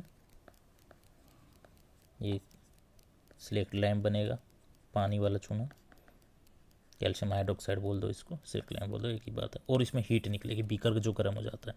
तो ये कैसा रिएक्शन हो गया, ये एक्सोथर्मिक रिएक्शन हो गया। जिस रिएक्शन में हीट निकले, अपने आप पैदा हो, एक्सोथर्मिक रिएक्शन होता है। अब जो हमारे जो शरीर में कहते हैं ना, शरीर गर्म होना चाहिए, मतलब आदमी अरे ठंडा पड़ गया, अगर कुछ हो जाता तो अरे ठंडा पड़ गया है तो इसमें जान नहीं रही, तो ऐसा बोलते हैं ना, ऐसा इसलिए बोलते हैं क्योंकि हमारी बॉडी में कांस्टेंट हीट जनरेशन होता है। तो हमारी बॉडी में जो प्रोसेस होते हैं अंदर, वो एक्सोथर्मिक प्रोसेस होते हैं। अब ये हम रिएक्शन के तौर पर बताएंगे। C6H12O6, ये फॉर्मूला होता है ग्लूकोज का। जो आप जो भी खाना खाते हो ना, चीनी हो गई, रोटी हो गई, चावल हो गए, एंड में जाके वो ग्लूकोज ही बनता है। जैसे आपके कमजोरी आ जाती है बॉडी में, तो सबसे पहले जब आप नर्सिंग होम जाते हो, हॉस्पिटल जाते हो, तो वहाँ आपको ग्लूकोज की बोतल चढ़ा दी जाती है। तो यही वो ग्लूकोज है। C6H12O6 इसका फॉर्मूला होता है। एक्वस, ये हमारे ब्लड में घुला होता है, ठीक है। ऐसे ही ऑक्सीजन, ये भी एक्वस स्टेट में है, यहाँ लिखा नहीं है, लिख देता हूँ। ये भी हमारी, इसलिए इसको बोलते हैं ब्लड ऑक्सीजन, जो हमारे शरीर में घुली होती है। ये एक्वस फॉर्म में होती है, गैस में नहीं होती। कभी सोचो कि हम सांस ले रहे हैं तो गैस में नहीं, अंदर जाके ये हमारे एक्वस सॉल्यूशन में कन्वर्ट हो जाती है। ऑक्सीजन जो है हमारे ब्लड में बहती है। ओके, तो ये जो है ग्लूकोज के साथ मिलती है। ग्लूकोज हमें खाने से मिलता है और ऑक्सीजन हमें सांस से मिलती है। दोनों आपस में मिलके क्या बनाते हैं, CO2, कार्बन डाइऑक्साइड बनाएंगे।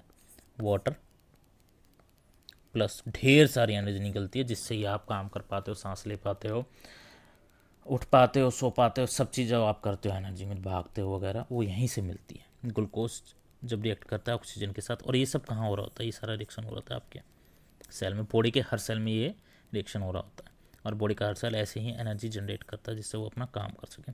और यहीं से आपको पता लग जाएगा, देखा, O2 कन्वर्टेड इनटू CO2। इसी प्रोसेस में O2 जो आप सांस ले रहे हो वो CO2 में कन्वर्ट होगी, जो आप फेफड़ों से अपने बाहर निकाल देते हो क्योंकि उसका यूज़ नहीं है। और प्रोसेस में हो सकता है, लेकिन मैक्सिमम उसका यूज़ नहीं होता, एज अ वेस्ट प्रोडक्ट होता है वो, तो हमारे बॉडी से वो ऐसे बाहर निकल जाता है। ऐसे ही बर्निंग ऑफ नेचुरल गैस, ये भी कैसा प्रोडक्ट है, एक्सोथर्मिक रिएक्शन है ये भी। मीथेन, नेचुरल गैस होती है मीथेन, उसका फॉर्मूला होता है CH4G गैस 2O2। अब आप किसी चीज़ को जलाओगे, ऑक्सीजन चाहिए, जैसे पहले मैंने बताया था, तो यहाँ O2 के साथ ये रिएक्ट करती है। CH4 प्लस 2O2 क्या बनाते हैं, carbon dioxide plus 2H2O, water निकलता है स्टीम की फॉर्म में, गैस है ना, ठीक। तो आप जब भी मीथेन गैस को जलाओगे तो वो ऑक्सीजन से रिएक्ट करेगी और क्या बनाएगी, कार्बन डाइऑक्साइड और वाटर बनाएगी, और उससे क्या निकलेगा, हीट। कभी भी आप गैस को जलाओगे तो हीट तो प्रोड्यूस हो गई, तो ये भी क्या हो गया, एक एक्सोथर्मिक रिएक्शन हो गया। यही जो मीथेन होती है, गोबर गैस, कूड़ाघर गैस, इसमें आपको जब स्मेल सी आती है ना, जब कूड़ाघर के पास आप जाते हो, बहुत सारा कूड़ा डला हुआ, तो स्मेल सी आती है अलग सी, वो यही गैस होती है मीथेन। और गोबर गैस में भी यही है। अब आपकी पेट की गैस में भी काफ़ी प्रोडक्ट्स होते हैं, ऑक्सीजन होती है, नाइट्रोजन होती है, और थोड़ी बहुत ये जो CH4 है ये भी होती है। ये ज़्यादातर हमें पाई जाती है काउ इंटेस्टाइन में प्रोड्यूस होती है, ह्यूमंस में इतनी नहीं होती। जो ये मैमल हैं काउ टाइप के, जिनका इंटेस्टाइन बड़ा होता है, उनके पेट में ज़्यादा बनती है।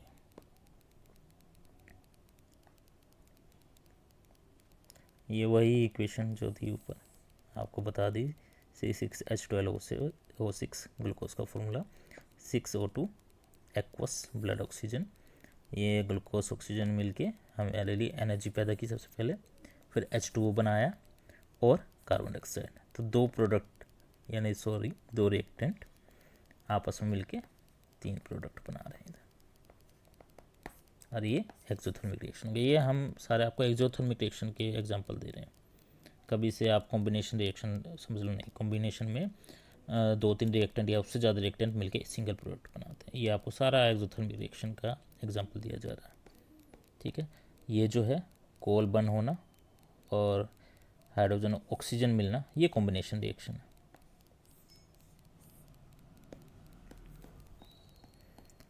अब एक और चीज़, vegetable matter into compost is also exothermic.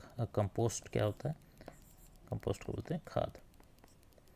जो आप ये जो सब्जी वाला कूड़ा होता है ना, ये जब खाद में कन्वर्ट हो रहा होता है, उसमें से भी आपको जो एनर्जी निकलती है धीरे धीरे हल्की हल्की, जब ये खाद बन रहा होता है, तो ये भी एक्सोथर्मिक प्रोसेस होता है। क्योंकि बैक्टीरिया से खाता है और इसको उसमें अपने कंपोस्ट खाद में बदलता है, अपने बॉडी के लिए यूज़ करता है, और तो इसके साथ ही वो हीट निकालता है। तो ये भी एक एक्सोथर्मिक, इतनी ज़्यादा नहीं निकलती पर निकलती है, क्योंकि बैक्टीरिया इस वेजिटेबल मैटर को खाएगा और अपने लिए वो एनर्जी में कन्वर्ट करता है, तो उसके लिए उसको एनर्जी प्रोड्यूस करनी पड़ेगी। तो ऐसे ही उसके जो अंदर बैक्टीरिया के अंदर रिएक्शन होगा उसमें एनर्जी प्रोड्यूस होगी, और जो प्रोडक्ट होगा वो क्या होगा?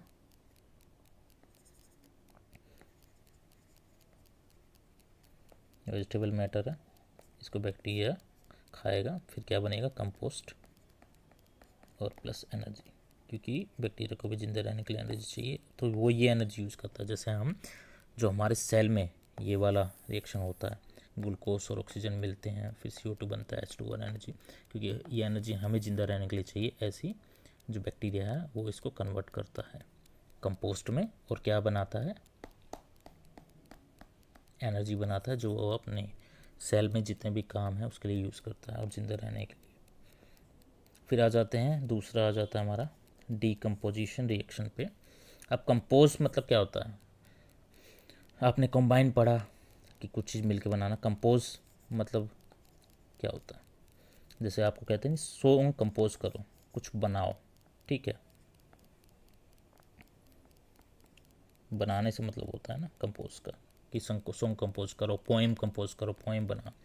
तो कंपोज का मतलब तो होता है, और उसके आगे डी लग जाए। डी एक नेगेटिव वर्ड है, किसी के आगे लग जाता है इसका मतलब उसका उल्टा मतलब हो जाता है।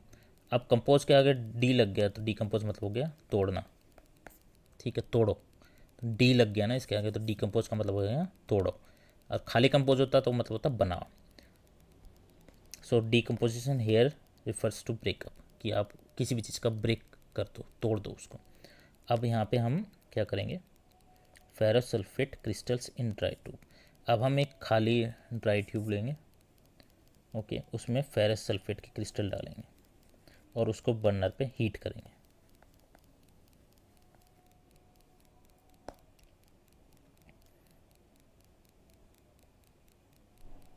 यहाँ पे रिएक्शन है, फेरस सल्फेट का फॉर्मूला है FeSO4, ठीक है।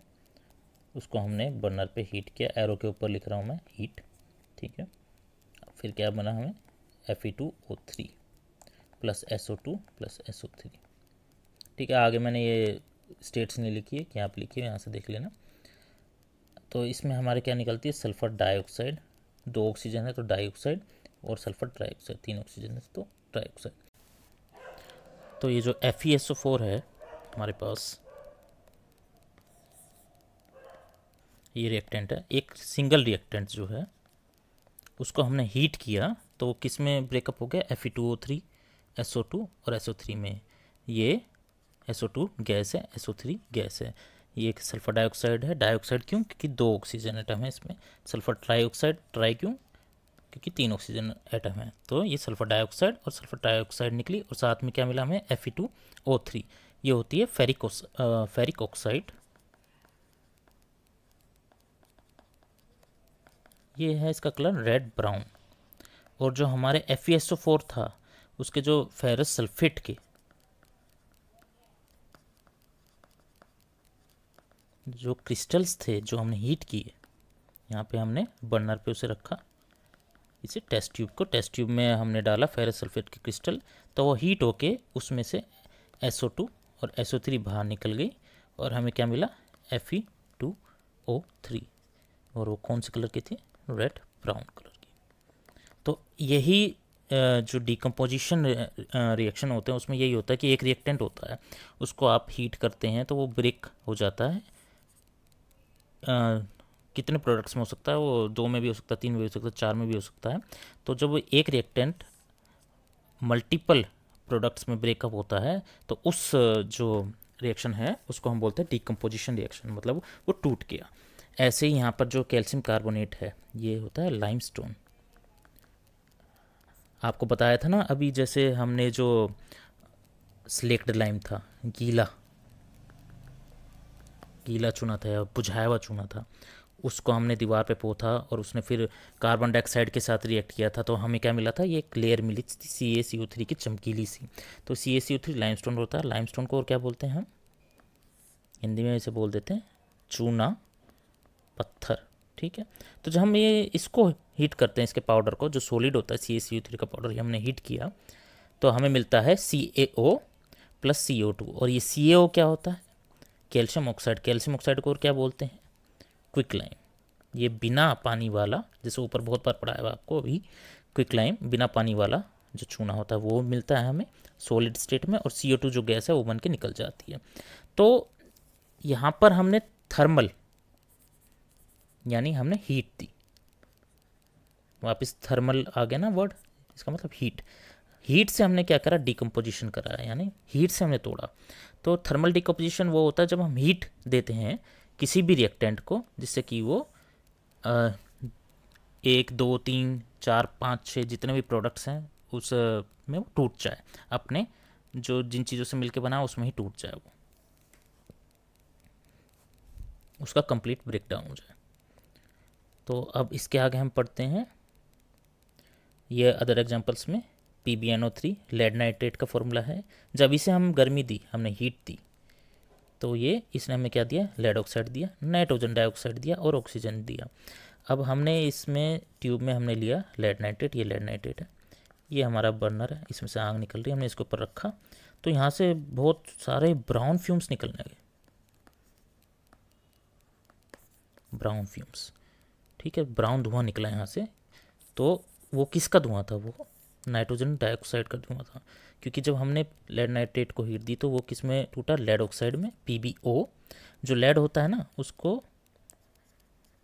Pb लिखते हैं फॉर्मूले में, जब आप रिएक्शन लिख रहे हैं, बैलेंस्ड इक्वेशन लिख रहे हैं तो उसमें हम Pb से डिनोट करते हैं। तो लेड नाइट्रेट PbNO3 ने क्या दिया, हीट होने के बाद PbO लेड ऑक्साइड दिया, फिर और साथ में क्या दिया, हमारा कौन सा प्रोडक्ट दिया, नाइट्रोजन डाइऑक्साइड दिया और ऑक्सीजन दिया। ये नाइट्रोजन डाइऑक्साइड जो था वो ब्राउन कलर का था, जो हीट करने पर ये NO2 भी गैस है, हमारा O2 भी गैस है, ये दोनों गैस बन के उड़ गए और हमारे पास क्या बचा, बस लेड ऑक्साइड। अभी जो हमारे पास 2AgCl है, ये इस पर ये सिल्वर क्लोराइड है, Ag, सिल्वर को लिखते हैं Ag, इक्वेशन में इसको Ag लिखा जाता है। जैसे कि आप ये कहते हैं ना, Ag थोड़ा पजेब ले आओ चांदी का, ऐसे इससे याद कर सकते हो कि जो वाइफ की डिमांड होती है घर पे या मदर की होती है कि चांदी की पजेब ले आओ Ag, तो हस्बैंड को बोलते हैं ना Ag ऐसे करके, तो उससे याद कर लेना कि सिल्वर का जो इक्वेशन लिखते हुए नाम होता है वो Ag, इससे डिनोट करते हैं। तो ये है हमारे सिल्वर क्लोराइड। अब इसको हमने क्या किया, इसको हमने पेट्री डिश में रखा और उस पर डायरेक्ट सनलाइट पड़ी,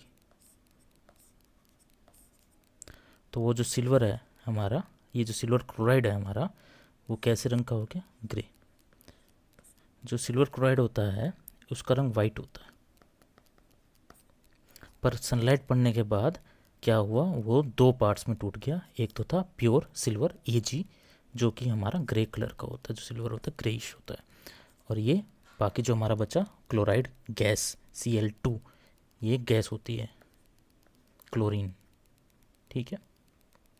ये जो Cl2 है ये गैस है, यहाँ पे लिखा हुआ है ना G, तो ये गैस, क्लोरीन जो है Cl2 ये ऊपर उड़ जाती है। हमारे पास बस क्या बचता है, 2Ag यानी सिल्वर, प्योर सिल्वर। तो ये जो ऊपर जो परत है एक, ये ग्रेइश कलर की परत आ जाती है अगर सिल्वर क्लोराइड को हम धूप में रख लेते हैं डायरेक्ट।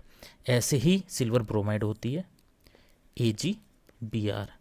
Ag सिल्वर से डोनेट किया हमने, ब्रोमाइड को डोनेट किया Br से। तो ऐसे ही AgBr को जब सनलाइट में डायरेक्ट रखते हैं तो वो किस में टूट जाता है, Ag जो ग्रे कलर का होता है, और इसमें ये ब्रोमीन गैस है, ये उड़ जाती है। और इसका यूज होता है ब्लैक एंड वाइट फोटोग्राफी में। और ये बड़ा इंटरेस्टिंग है, जैसे कि पहले के ज़माने में जो फोटोग्राफी होती थी, अभी तो डिजिटल कैमरा आ गया है, पहले हम इनको जो फिल्म्स होती हैं इनको धोने भेजते थे, फिर ये धो के वापस आती थी, तो उसमें black and white and photography, आपने जो पुरानी फ़ोटो देखी होंगी दादा परदादा की, वो ब्लैक एंड वाइट होती है, तो उन्हें ऐसे बनाया जाता था। जैसे यहाँ पर एक लैंप रखा है, उस पर लाइट पड़ती थी, तो ये जो लैंप है लाइट को रिफ्लेक्ट करता था, लाइट इस पर पड़ी, इसने लाइट को फेंक दिया सामने। तो ये जो हमारे पास एक ये स्ट्रिप होती है फिल्म की, और इसको हम AgBr यानी सिल्वर ब्रोमाइड सॉल्यूशन में डुबो के रखते हैं और उसे निकालते हैं, तो ये थोड़ा येलोइश कलर की होती है। इस पर जब हमने लैंप, ये जो हमारा टॉर्च कह लो, ये लाइट कह लो, इससे हमने ये जो यहाँ पे लैंप रखा था हमारा, इसकी फ़ोटो खींचना चाहिए हम, तो हमने टॉर्च मारी इस पे, तो इससे जो इस पे लाइट टकराई और लाइट टकरा के इधर गई इस स्ट्रिप पे जो AgBr की स्ट्रिप थी, सिल्वर ब्रोमाइड की स्ट्रिप थी। तो जहाँ जहाँ लाइट टकराई, तो ये जो AgBr हमारा यहाँ पे देखो इधर, ये हमारा सिल्वर ब्रोमाइड है ना, जब सनलाइट इससे टकराती है या कोई सी भी लाइट टकराती है तो किस में टूट जाता है, Ag में और ब्रोमीन गैस में। तो यहाँ पे यही हुआ। अब ये जो हमारे पास फिल्म की स्ट्रिप थी, यहाँ पे किसी भी चीज़ की फ़ोटो खींचते थे तो उस पर फ्लैश मारते थे, टॉर्च फ्लैश कुछ भी कह लो, तो वो फ्लैश इस यहाँ पे कोई भी, जैसे ये गोला ही है, सर्कल शेप है यहाँ पर, इससे टकराते था और यहाँ पर ये अपनी रिफ्लेक्शन भेजता है इधर इस स्ट्रिप पे, AgBr की जो स्ट्रिप है। तो यहाँ पर जहाँ जहाँ जहाँ लाइट पड़ती है ना, उस इससे फ्लैश की लाइट टकरा के इस पे जो पड़ती है ऐसे इधर, तो वहाँ पे क्या रिएक्शन होता था, यहाँ पे जो AgBr है, सनलाइट पड़ी, ये लाइट पड़ी ये कह लो, तो वो Ag में टूट जाता था और ब्रोमीन में। तो और Ag हमारा कौन से कलर का होता था, ग्रे, तो यहाँ पर सारा एक ग्रेइश हो जाता है। तो इसकी एज इट इज़ इमेज यहाँ पे बन जाती थी, तो इससे हम फ़ोटो खींच पाते थे। पुराने ज़माने में ऐसे ही होता था, क्योंकि यहाँ पर Ag बच जाता था और ब्रोमीन का होता था, ब्रोमीन उड़ जाता था और यहाँ Ag बच गया। तो इससे हमारी जैसे फ़ोटो खींचते थे, तो ये टेक्नोलॉजी पहले यूज़ होती थी, अब तो डिजिटल कैमरा आ गए, अब उसमें दूसरी टेक्नोलॉजी यूज़ होती है। तो इसी को हम बोलते थे पहले नेगेटिव इमेज। जब आप अपने फैमिली में बड़े लोग हैं उनसे पूछोगे कि अभी तो आपको पता नहीं होगा नेगेटिव इमेज क्या होती है, तो यही नेगेटिव इमेज जो है, यही हमारा ये जो फ़ोटो खींचने वाला ये धुलने के लिए भेजता था, कहते थे कि इसे धुलने के बाद आएगी, आप ले जाना। फिर आपको जब वापस आती थी धुल के, तो वो ब्लैक एंड वाइट इमेज जो आपके परदादाओं की लगी होगी, आपने अपने एल्बम्स में देखना पुरानी फ़ोटो, तो इसी मेथड से वो बनाई जाती थी। तो इसलिए ये रिएक्शन थोड़ा इंटरेस्टिंग था सिल्वर का, कि सिल्वर जो सनलाइट, ये सिल्वर के जो ये सिल्वर ब्रोमाइड है, सिल्वर क्लोराइड है, ये सब जब सनलाइट पड़ती है, किसी भी लाइट पड़ती है, तो ब्रेक डाउन हो जाता था। तो ये भी, ये जो दो एग्जांपल हैं, ये किस चीज़ के एग्जांपल हैं,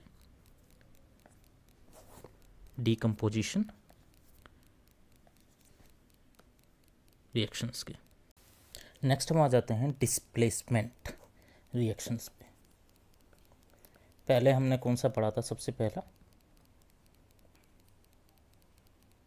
कॉम्बिनेशन रिएक्शन नंबर 1, सेकंड था हमारा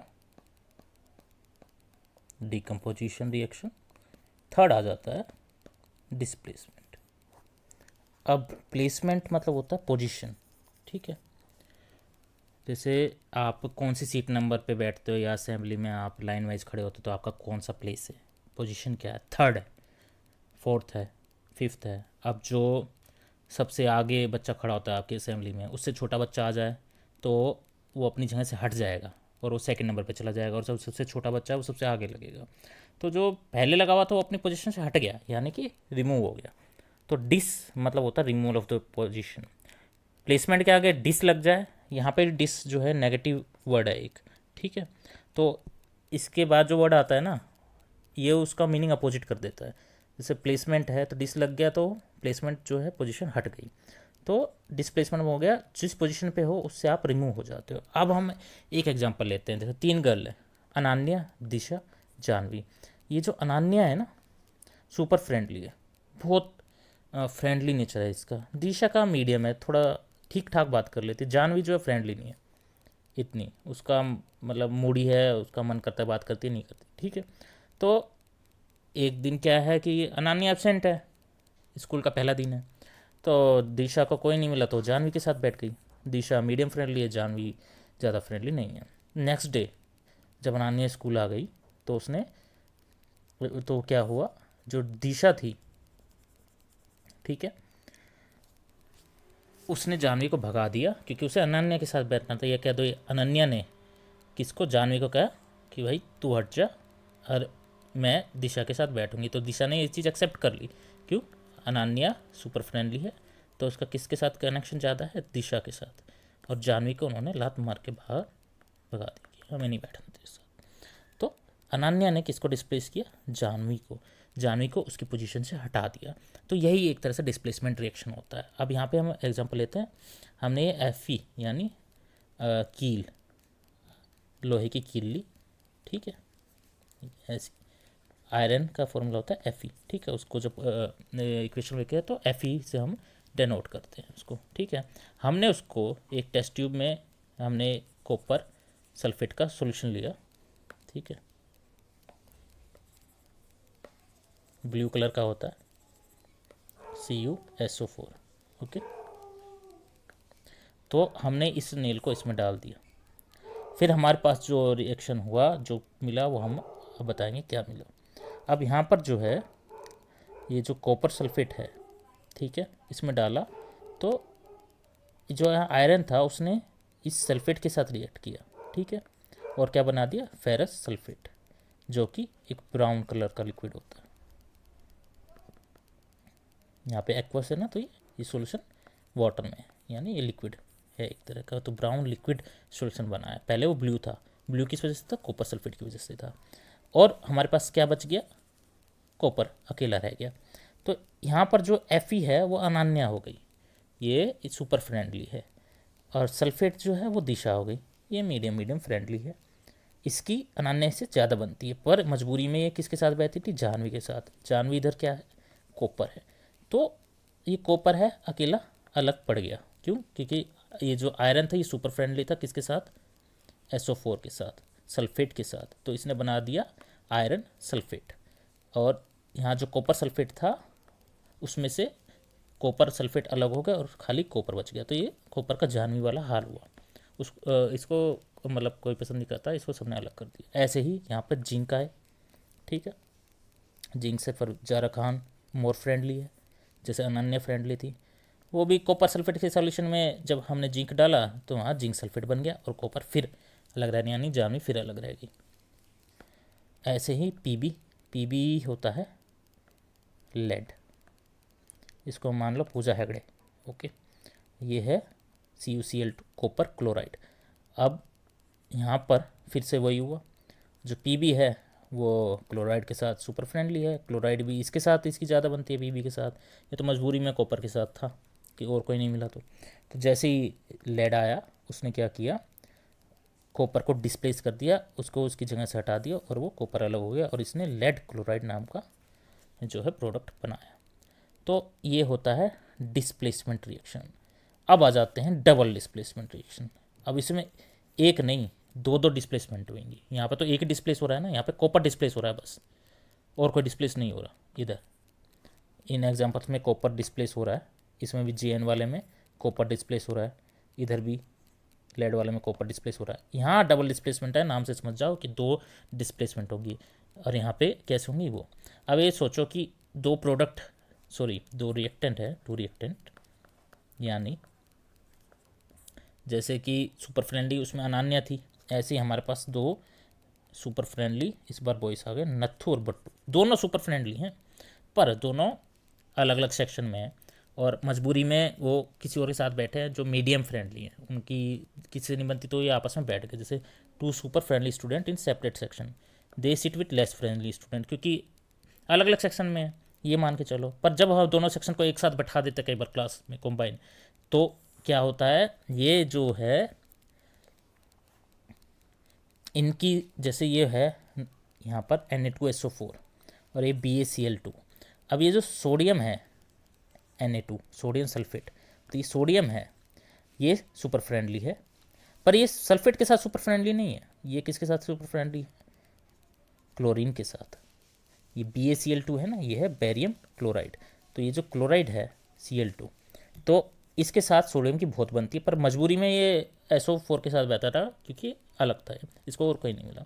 ऐसे ये जो बेरियम है Ba इधर, ये जो है सल्फेट के साथ बहुत अच्छा फ्रेंडली नेचर है इसका, ये क्लोराइड के साथ इतना अच्छा नहीं है। तो अब इनकी तो बल्ले बल्ले होगी, आपस में एक सेक्शन में बैठ गए, एक साथ मिल गए। जैसे Na2SO4 plus BaCl2 sodium sulphate को बेरियम क्लोराइड के साथ मिला दिया, तो यहाँ पे बना BaSO4, क्योंकि बेरियम सल्फेट के साथ फ्रेंडली और ज़्यादा खुश है, तो ये इसके साथ चला गया। यहाँ पर NaCl बना, और ये जो NaCl होता है इसको ही हम टेबल साल्ट बोलते हैं, नमक का फॉर्मूला है।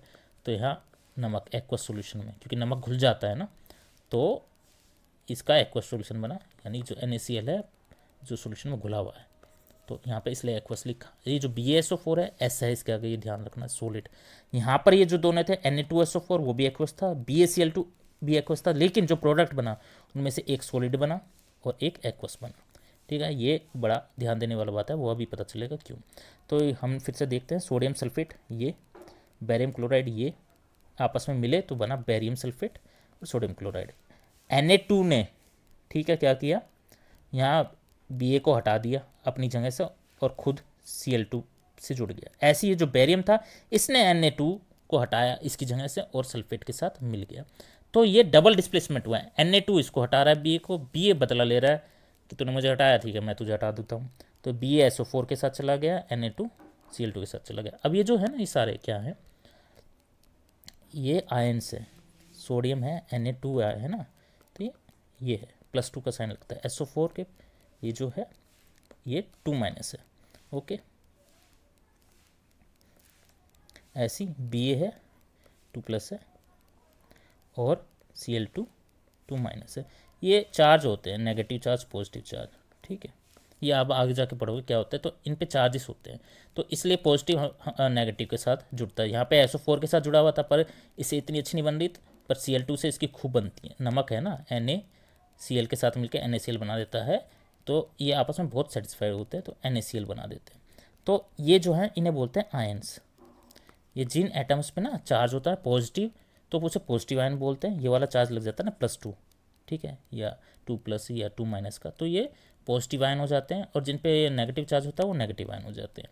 तो जिन एटम्स पे पॉजिटिव और नेगेटिव चार्ज होता है उन्हें आयंस बोलते हैं। तो डबल डिस्प्लेसमेंट में क्या होता है, ये इन रिएक्शंस में क्या होता है, such reactions where there is an exchange of ions between reactant. जब रिएक्टेंट है दो, जैसे कि Na2SO4 और BaCl2, इनमें आपस में एक्सचेंज होता है आयंस का, एक्सचेंज ऑफ आयंस, तो इस रिएक्शन को बोलते हैं डबल डिस्प्लेसमेंट। यहाँ पे आयंस कौन थे, ये जो SO4 ये नेगेटिव आयंस है और Cl2 ये भी नेगेटिव है, तो इनका आपस में जो है अदला बदली हो गई, तो ये डबल डिस्प्लेसमेंट हो गया। तो इसी रिएक्शन को बोलते हैं डबल डिस्प्लेसमेंट रिएक्शन। अब इसमें एक और चीज़ हमने ये जो अब ये देखो टेस्ट ट्यूब है ना, इसमें ये जो ट्रांसपेरेंट सा है लिक्विड, ये तो हमारा हो गया NaCl, ये नमक, ये घुला हुआ है एक्वस सॉल्यूशन में है ना, ठीक है, तो थोड़ा ट्रांसपेरेंट टाइप हो गया। पर ये जो वाइट सा सॉलिड सा पदार्थ बना, इसको बोलते हैं प्रेसिपिटेट। ये इनसोल्यूबल होता है, इनसोल्यूबल मतलब ये पानी में नहीं घुलता, तो इसलिए अलग से वाइट वाइट दिख रहा है। तो ये होता BaSO4 जो हमारा इधर बना, ये सॉलिड, ये प्रेसिपिटेट है, क्योंकि ये जो है वाइट मटेरियल है जो इस सॉल्यूशन में घुला नहीं और अलग से दिख रहा है, तो इसी को हम प्रेसिपिटेट बोलते हैं। और जहाँ पर जिस रिएक्शन में प्रेसिपिटेट रिएक्शन उसको बोलते हैं जब any reaction which forms precipitate, जिस भी रिएक्शन में एक प्रेसिपिटेट बन जाता है। प्रेसिपिटेट वो होता है जो इनसोल्यूबल होता है, कोई भी प्रोडक्ट जो इनसोल्यूबल हो एक्वस सॉल्यूशन में, तो उसे प्रेसिपिटेट बोलते हैं। तो any reaction which forms of precipitate is called precipitate reaction. तो ये वाला रिएक्शन है ना, ये डबल डिस्प्लेसमेंट रिएक्शन भी है और साथ में प्रेसिपिटेट रिएक्शन भी है। तो यहाँ दोनों रिएक्शन हो रहे हैं, क्योंकि यहाँ जो एक प्रोडक्ट बना वो सॉलिड बना, बाकी सारे एक्वस थे, यही सॉलिड था। ओके, तो अब हम आते हैं अपने एक और टाइप के रिएक्शन पे, ऑक्सीडेशन एंड रिडक्शन। ऑक्सीडेशन से ही समझ जाओ कि ऑक्सीजन से रिलेटेड होगा। तो अब हमने क्या किया, copper powder is heated we receive a black residue which is copper oxide. अब हमने क्या किया, कॉपर पाउडर लिया डिश में, ठीक है। तो ये जो कॉपर पाउडर हमने लिया, इसको हमने हीट किया, बर्नर था। अब हमने बताया हुआ है एनवायरनमेंट में क्या होती है, जब किसी को हीट करेंगे तो ऑक्सीजन से रिएक्ट करेगा ही।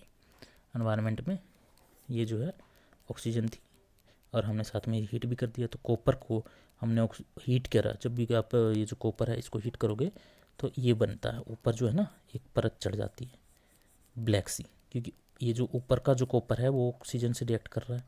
नीचे तो ऑक्सीजन पहुंच नहीं पा रही, ऊपर ऊपर परत में है, तो यहाँ पर एक लेयर बन जाती है CuO की, कॉपर ऑक्साइड की, जो ब्लैक कलर की होती है। तो इस रिएक्शन में ऑक्सीजन हमारा ऐड हो रहा है, किसके साथ, कॉपर के साथ। तो इसी को बोलते हैं ऑक्सीडेशन, यानी किसी चीज़ में ऑक्सीजन ऐड हो रही है। अब हमने ये जो CuO बना, ऊपर की परत हमने निकाल ली अलग, काली काली, ठीक है। फिर एक पेट्री डिश में ली। अब ये जो CuO की परत थी ब्लैक, अब हमने क्या किया, इसमें H2 गैस पास करवाई, हाइड्रोजन गैस हमने इसके ऊपर से पास कराई और नीचे से इसको हीट भी किया। ये बर्नर है हमारा, यहाँ हीट हो रहा है, ऊपर से हाइड्रोजन पास हो रही है। CuO में हमने हाइड्रोजन पास कराई, यानी हीट भी दी और हाइड्रोजन भी पास कराई। तो ये जो CuO है, इसमें जो इसकी ऑक्सीजन थी H2 के साथ मिल गई, यहाँ बन गया H2O। तो हमें H2O मिला और वापस जो इसका ब्राउन कलर था ना, सॉरी ब्लैक कलर था, वो गायब हो गया और वापस, क्योंकि H2O था वो अलग हो गया और वाटर का तो कोई कलर होता है नहीं, और ये हमें वापस क्या मिल गया, कॉपर। तो ये वापस हमें कॉपर मिल गया इधर, और ये जो इस पे जो ब्लैक रंग चढ़ा था वो हट गया जब हमने इस पे H2 गैस पास करा और नीचे से हीट दी। तो यहाँ क्या हुआ, यहाँ पे तो हमारा ये जो ऑक्सीडेशन हुआ कॉपर में ऐड हो गई। अब यहाँ कॉपर में ऑक्सीजन थी वो रिमूव हो गई इस रिएक्शन में, तो कॉपर से जो ऑक्सीजन हट गई, तो यानी किसी से कुछ चीज़ कम हो गई। यहाँ CuO में से ऑक्सीजन हट गई, यानी कुछ चीज़ कम हो गई, यानी रिड्यूस हो गई। तो इसी को बोलते हैं रिडक्शन। ओके, और रिडक्शन में क्या होता है, ऑक्सीजन आपके जो ये जो रिएक्टेंट है उसमें से हट जाता है और फिर खाली क्या बच गया, कॉपर। तो इसी को बोलते हैं रिडक्शन रिएक्शन। जब ऑक्सीजन हट जाए तो उसको बोलते हैं रिडक्शन, जब ऑक्सीजन लग जाए तो उसको बोलते हैं ऑक्सीडेशन। अब यह है ना, black coating turns brown as copper is again obtained. तो यहाँ कॉपर है, ये ब्लैक रेसिड्यू था, ये हट गया, H2 बना और क्या बच गया हमारा इधर, कॉपर, जो कि ब्राउन कलर का था, जैसे हमारा पहले था। इधर यहाँ कॉपर था, ये ब्राउन कलर यहाँ पे भी वापस मिल गया, ठीक है। In this oxygen is removed from copper and added to H2 sorry. अब यहाँ पे क्या हुआ, यहाँ पे कॉपर में से तो ऑक्सीजन हट गया, पर H2 में वो ऑक्सीजन ऐड हो गया। तो यहाँ पर जो H2 है उसका हो गया ऑक्सीडेशन, क्योंकि उसमें तो ऑक्सीजन ऐड हुआ और कॉपर में से हट गया, तो कॉपर का हुआ रिडक्शन। तो इसी एक रिएक्शन में ऑक्सीजन एक जगह से हट रहा है तो उसका तो रिडक्शन हो गया, और H2 में लग रहा है तो उसका ऑक्सीडेशन हो गया। जो ऑक्सीजन गेन करता है, जिसको ऑक्सीजन मिलती है, उसका ऑक्सीडेशन होता है, जिसमें से ऑक्सीजन हट के उसका रिडक्शन होता है। तो इसमें रिएक्शन में दोनों चीज़ हो रही है, तो ये रिएक्शन कहलाते हैं ऑक्सीडेशन रिडक्शन रिएक्शन, या रेडॉक्स रिएक्शन बोलते हैं इनको। The reaction where both oxidation and reduction takes place simultaneously, एक साथ होते हैं, उन्हें बोलते हैं ऑक्सीडेशन रिडक्शन रिएक्शन या redox reaction. Where a reactant is oxidise and other is reduce, जहाँ पे एक रिएक्टेंट तो ऑक्सीडाइज हो जाता है, जैसे यहाँ पे H2 तो ऑक्सीडाइज हो गया क्योंकि उसमें ऑक्सीजन मिल गया तो वो H2O बन गया। यहाँ पर कॉपर जो था उसमें से ऑक्सीजन हट गया तो वो खाली कॉपर रह गया, तो यहाँ पे कॉपर रिड्यूस हो रहा है, H2 ऑक्सीडाइज हो रहा है, ठीक है। ऐसे ही और एग्जांपल लेते हैं।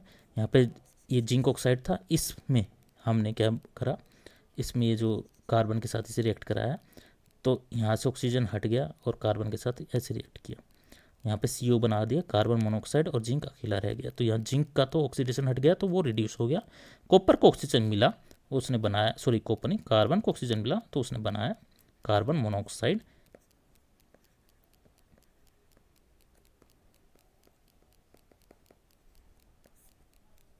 CO। तो यहाँ पे कार्बन का ऑक्सीडेशन हो रहा है क्योंकि वहाँ ऑक्सीजन ऐड हो रहा है, और जिंक का इधर रिडक्शन हो रहा है क्योंकि जिंक में से ये जिंक ऑक्साइड था, इसका खाली जिंक रह गया तो यहाँ पे ऑक्सीजन हट गया तो रिडक्शन हो गया। ऐसे ही ये मैग्नीज डाइऑक्साइड है MnO2, इसको HCl हाइड्रोक्लोराइड जो एसिड है उसके साथ,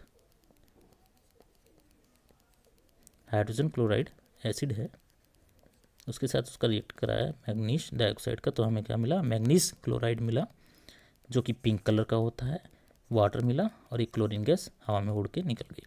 तो ये जो MnO2 था ये ब्राउन रंग का था, जब हमने इसको एसिड में डाला तो ये पिंक रंग हो गया। क्यों? क्योंकि यहाँ पे मैग्नीज क्लोराइड बनी। अब ये O2 था, यहाँ से मैग्नीज से रिमूव हो गया, तो इधर ये जो O2 रिमूव हुआ तो यहाँ पर जो हमारा मैग्नीज का क्या हुआ, ऑक्सीडेशन हुआ, रिडक्शन हुआ, ऑक्सीजन रिमूव हो रहा है तो यहाँ रिडक्शन हुआ। और यहाँ पर ऑक्सीजन रिमूव होकर किसी के पास जुड़ी, हाँ किसके पास, ये हाइड्रोजन है ना, ये HCl है, इसके पास जुड़ी तो यहाँ पे हाइड्रोजन है, उसके साथ जुड़ गई ऑक्सीजन, तो यहाँ हाइड्रोजन का क्या हो गया, ऑक्सीडेशन। और हाइड्रोजन के साथ ऑक्सीजन जुड़ के क्या बनाया, H2O यानी वाटर। अब यहीं पे वो लिखा है manganese chloride gains oxygen and removal of hydrogen the reactant is oxidised. ठीक है, HCl oxidized as hydrogen removed and MnO2 is reduced। और एक और चीज़ होती है, जब किसी चीज़ में से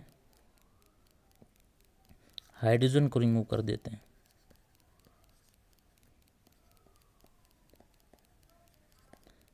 और ऑक्सीजन को ऐड कर देते हैं और हाइड्रोजन रिमूव हो जाती है तो उसको भी ऑक्सीडेशन ही बोलते हैं। ठीक है, यहाँ पे लिखा ना गेन्स ऑक्सीजन और हाइड्रोजन रिमूव हो गई तो reactant is oxidised. HCl oxidised as hydrogen removed. HCl जो है उसका ऑक्सीडेशन किस वजह से हुआ, क्योंकि एक तो इसमें से हाइड्रोजन हट गई, ओके, Cl अलग हो गया, हाइड्रोजन अब अपने अलग चला गया, ठीक है, और MnO2 जो है यहाँ पे रिड्यूस हो गई क्योंकि यहाँ से MnO2 का MnCl2 बन गया, यहाँ ऑक्सीजन रही नहीं। अब आगे आ जाते हैं कोरोजन पे।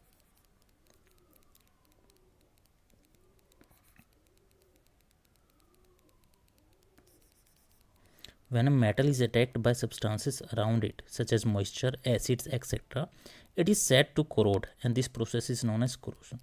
जब आप मेटल को खुले में रख देते हो तो एनवायरनमेंट में मॉइस्चर होता है, थोड़ा सा नमी होती है, या आपने देखा होगा ना एसिड रेन के बारे में सुना होगा, जैसे जहाँ पोल्यूशन ज़्यादा होता है तो वहाँ की जो एनवायरनमेंट है, एयर है, वो एसिडिक हो जाती है, तो मेटल उसके साथ रिएक्ट करने लगता है और रिएक्ट करने के बाद उसमें जर लगने लगता है, तो इसी प्रोसेस को कहते हैं कोरोजन यानी जर लगना।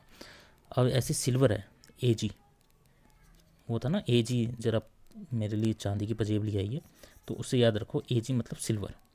तो उसका जो एनवायरनमेंट में गैस होती है H2S, ठीक है, हाइड्रोजन सल्फाइड गैस होती है एनवायरनमेंट में, ये आपके फैक्ट्री वगैरह में ज़्यादा निकलती है, ये बाय प्रोडक्ट होती है, ठीक है, अच्छी नहीं मानी जाती। तो ये जो है H2S जो एनवायरनमेंट में है बहुत कम मात्रा में होती है, आपको नुकसान नहीं देगी, पर ये सिल्वर के साथ रिएक्ट करती है और क्या बनाती है, Ag2S सिल्वर सल्फाइड, और ये ब्लैक कलर की होती है, इसलिए आपको जो कहते हैं ना चांदी जो है काली पड़ जाती है, इसी गैस की, यही नाश की जड़ है। ये जो सारा जो आपका ज्वेलरी है चांदी की, उसका जो भी सत्यानाश करती है ये गैस करती है H2S, एनवायरनमेंट में होती है, अब छुपा के तो रख नहीं सकते, पजेब है दिखाने की चीज़ है, तो H2S के साथ एनवायरनमेंट में रिएक्ट करती है, जब जितना पोल्यूशन होगा जितनी ये होगी तो उतनी आपकी चांदी खराब होगी, तो ये बना देती है Ag2S सिल्वर सल्फाइड जो ब्लैक कलर की होती है, और हाइड्रोजन गैस धीरे धीरे निकल जाती है। ओके, H2S में से क्या होता है, सल्फर तो Ag के साथ जुड़ जाता है और H2 अलग होके अपने अलग निकल जाता है। ऐसी ग्रीन कोटिंग होती है कॉपर पे, ठीक है, उसका भी ये फॉर्मूला है, जैसे कॉपर है, कॉपर में जो है कॉपर अलग अलग चीज़ों के साथ रिएक्ट करता है। दी एनवायरनमेंट ऑक्सीजन भी है, थोड़ा बहुत पानी भी है और CO2, इनके साथ बारी बारी बारी रिएक्ट करता है। जो कॉपर आप खुला रखोगे तो उस पर ग्रीन कलर की कोटिंग हो जाती है। जैसे आपने देखा होगा ना, कॉपर पे ग्रीन कलर की कोटिंग बहुत कॉमन है, जो आप नोटिस करते हैं। बड़ा सा वो धोते रहते हैं, धुल नहीं रहा, हट नहीं रही, क्यों नहीं हट रही? ग्रीन कोटिंग है वो Cu2CO3 है, ये बोलते हैं इसको कॉपर कार्बोनेट। कैसे हटेगी? धोने से थोड़ी हट जाएगा। Cu2CO3, और इसको लोकल नेम होता है इसका पैटिना, Cu2CO3OH2, ये है कॉपर कार्बोनेट। तो ये कार्बोनेट की एक लेयर चढ़ जाती है कॉपर के ऊपर, जो धोते रहो कुछ नहीं होगा, नहीं हटेगी। Cu2CO3 होती है, क्यों? कॉपर एनवायरनमेंट में ऑक्सीजन, वाटर और CO2 के साथ रिएक्ट करके Cu2CO3 बनाता है। तो इसी प्रोसेस को बोलते हैं कोरोजन। जब एक मेटल क्या है? सिल्वर भी है, कॉपर भी है। ये दो मेटल हैं, ये एनवायरनमेंट में मॉइस्चर, एसिड और अन्य पदार्थ या अन्य गैसेस के साथ रिएक्ट करते हैं, तो इनमें जल लगने लगता है, एक ऊपर एक लेयर चढ़ जाती है कोरोजन की। ठीक है, और इस प्रोसेस को ही हम क्या बोलते हैं? कोरोजन बोलते हैं। अब आ जाती है रेंसिडिटी। एसिडिटी तो सुना होगा, अब रेंसिडिटी क्या होती है? जो ये फैट और ऑयल वाले पदार्थ होते हैं ना, जिनमें ये फैट करते हैं, चिप्स हो गई, ऑयल हो गए, तेलीय पदार्थ जो होते हैं, ये ऑक्सीडाइज हो जाते हैं व्हेन केप्ट इन ओपन। इनमें ऑक्सीजन के साथ रिएक्शन होता है, ऑक्सीजन ऐड होती है, तो ये ऑयल ऑक्सीजन के साथ रिएक्ट करने के बाद इनमें ना स्मेल आने लगती है। ठीक है, एक आपने देखा होगा ना, कचौरी लाते हो सुबह सुबह तली हुई बनी, आप खुले में रख दो उसको, शाम को देखना उनका जो स्ट्रक्चर बिगड़ जाएगा और थोड़ा स्मेल आएगा, और टेस्ट में लोगे ना मज़ा नहीं आएगा जो सुबह वाला आता है। आप ओवन में गर्म करके देख लेना दोबारा, फिर भी आपको टेस्ट चेंज मिलेगा। क्यों? क्योंकि वो उसमें जो फैट है, इतना तेल है, वो ऑक्सीडाइज होने लगता है, और इससे जो उसका स्मेल और टेस्ट चेंज हो जाता है। ठीक है, इसी वजह से जो आपके चिप्स के पैकेट है ना, लेस का हो गया, उनमें ना हवा भरे रखते हैं, क्योंकि ये चिप्स भी तेल का प्रोडक्ट है ना, तेल में तलती है, तो इसमें फुले हुए होते हैं सारे, ये जो लेस हो गया या अन्य प्रोडक्ट्स हो गए। क्यों? क्योंकि इनमें नाइट्रोजन गैस भरते हैं, जिससे कि नाइट्रोजन भरी होती है, तो ये जो अंदर जो है चिप्स, ये चिप्स है, नाइट्रोजन के साथ रिएक्ट नहीं करती, पर ऑक्सीजन होगी तो उसके साथ रिएक्ट करेगी, तो इसलिए नाइट्रोजन भर देते हैं कि ऑक्सीजन को जगह ना मिले इनसे रिएक्ट करने। इसलिए ये जो तेलीय पदार्थ वाले जितने भी आपके प्रोडक्ट होंगे फुले होंगे, जिससे कि ख़राब नहीं होता, उनका टेस्ट बना रहता है।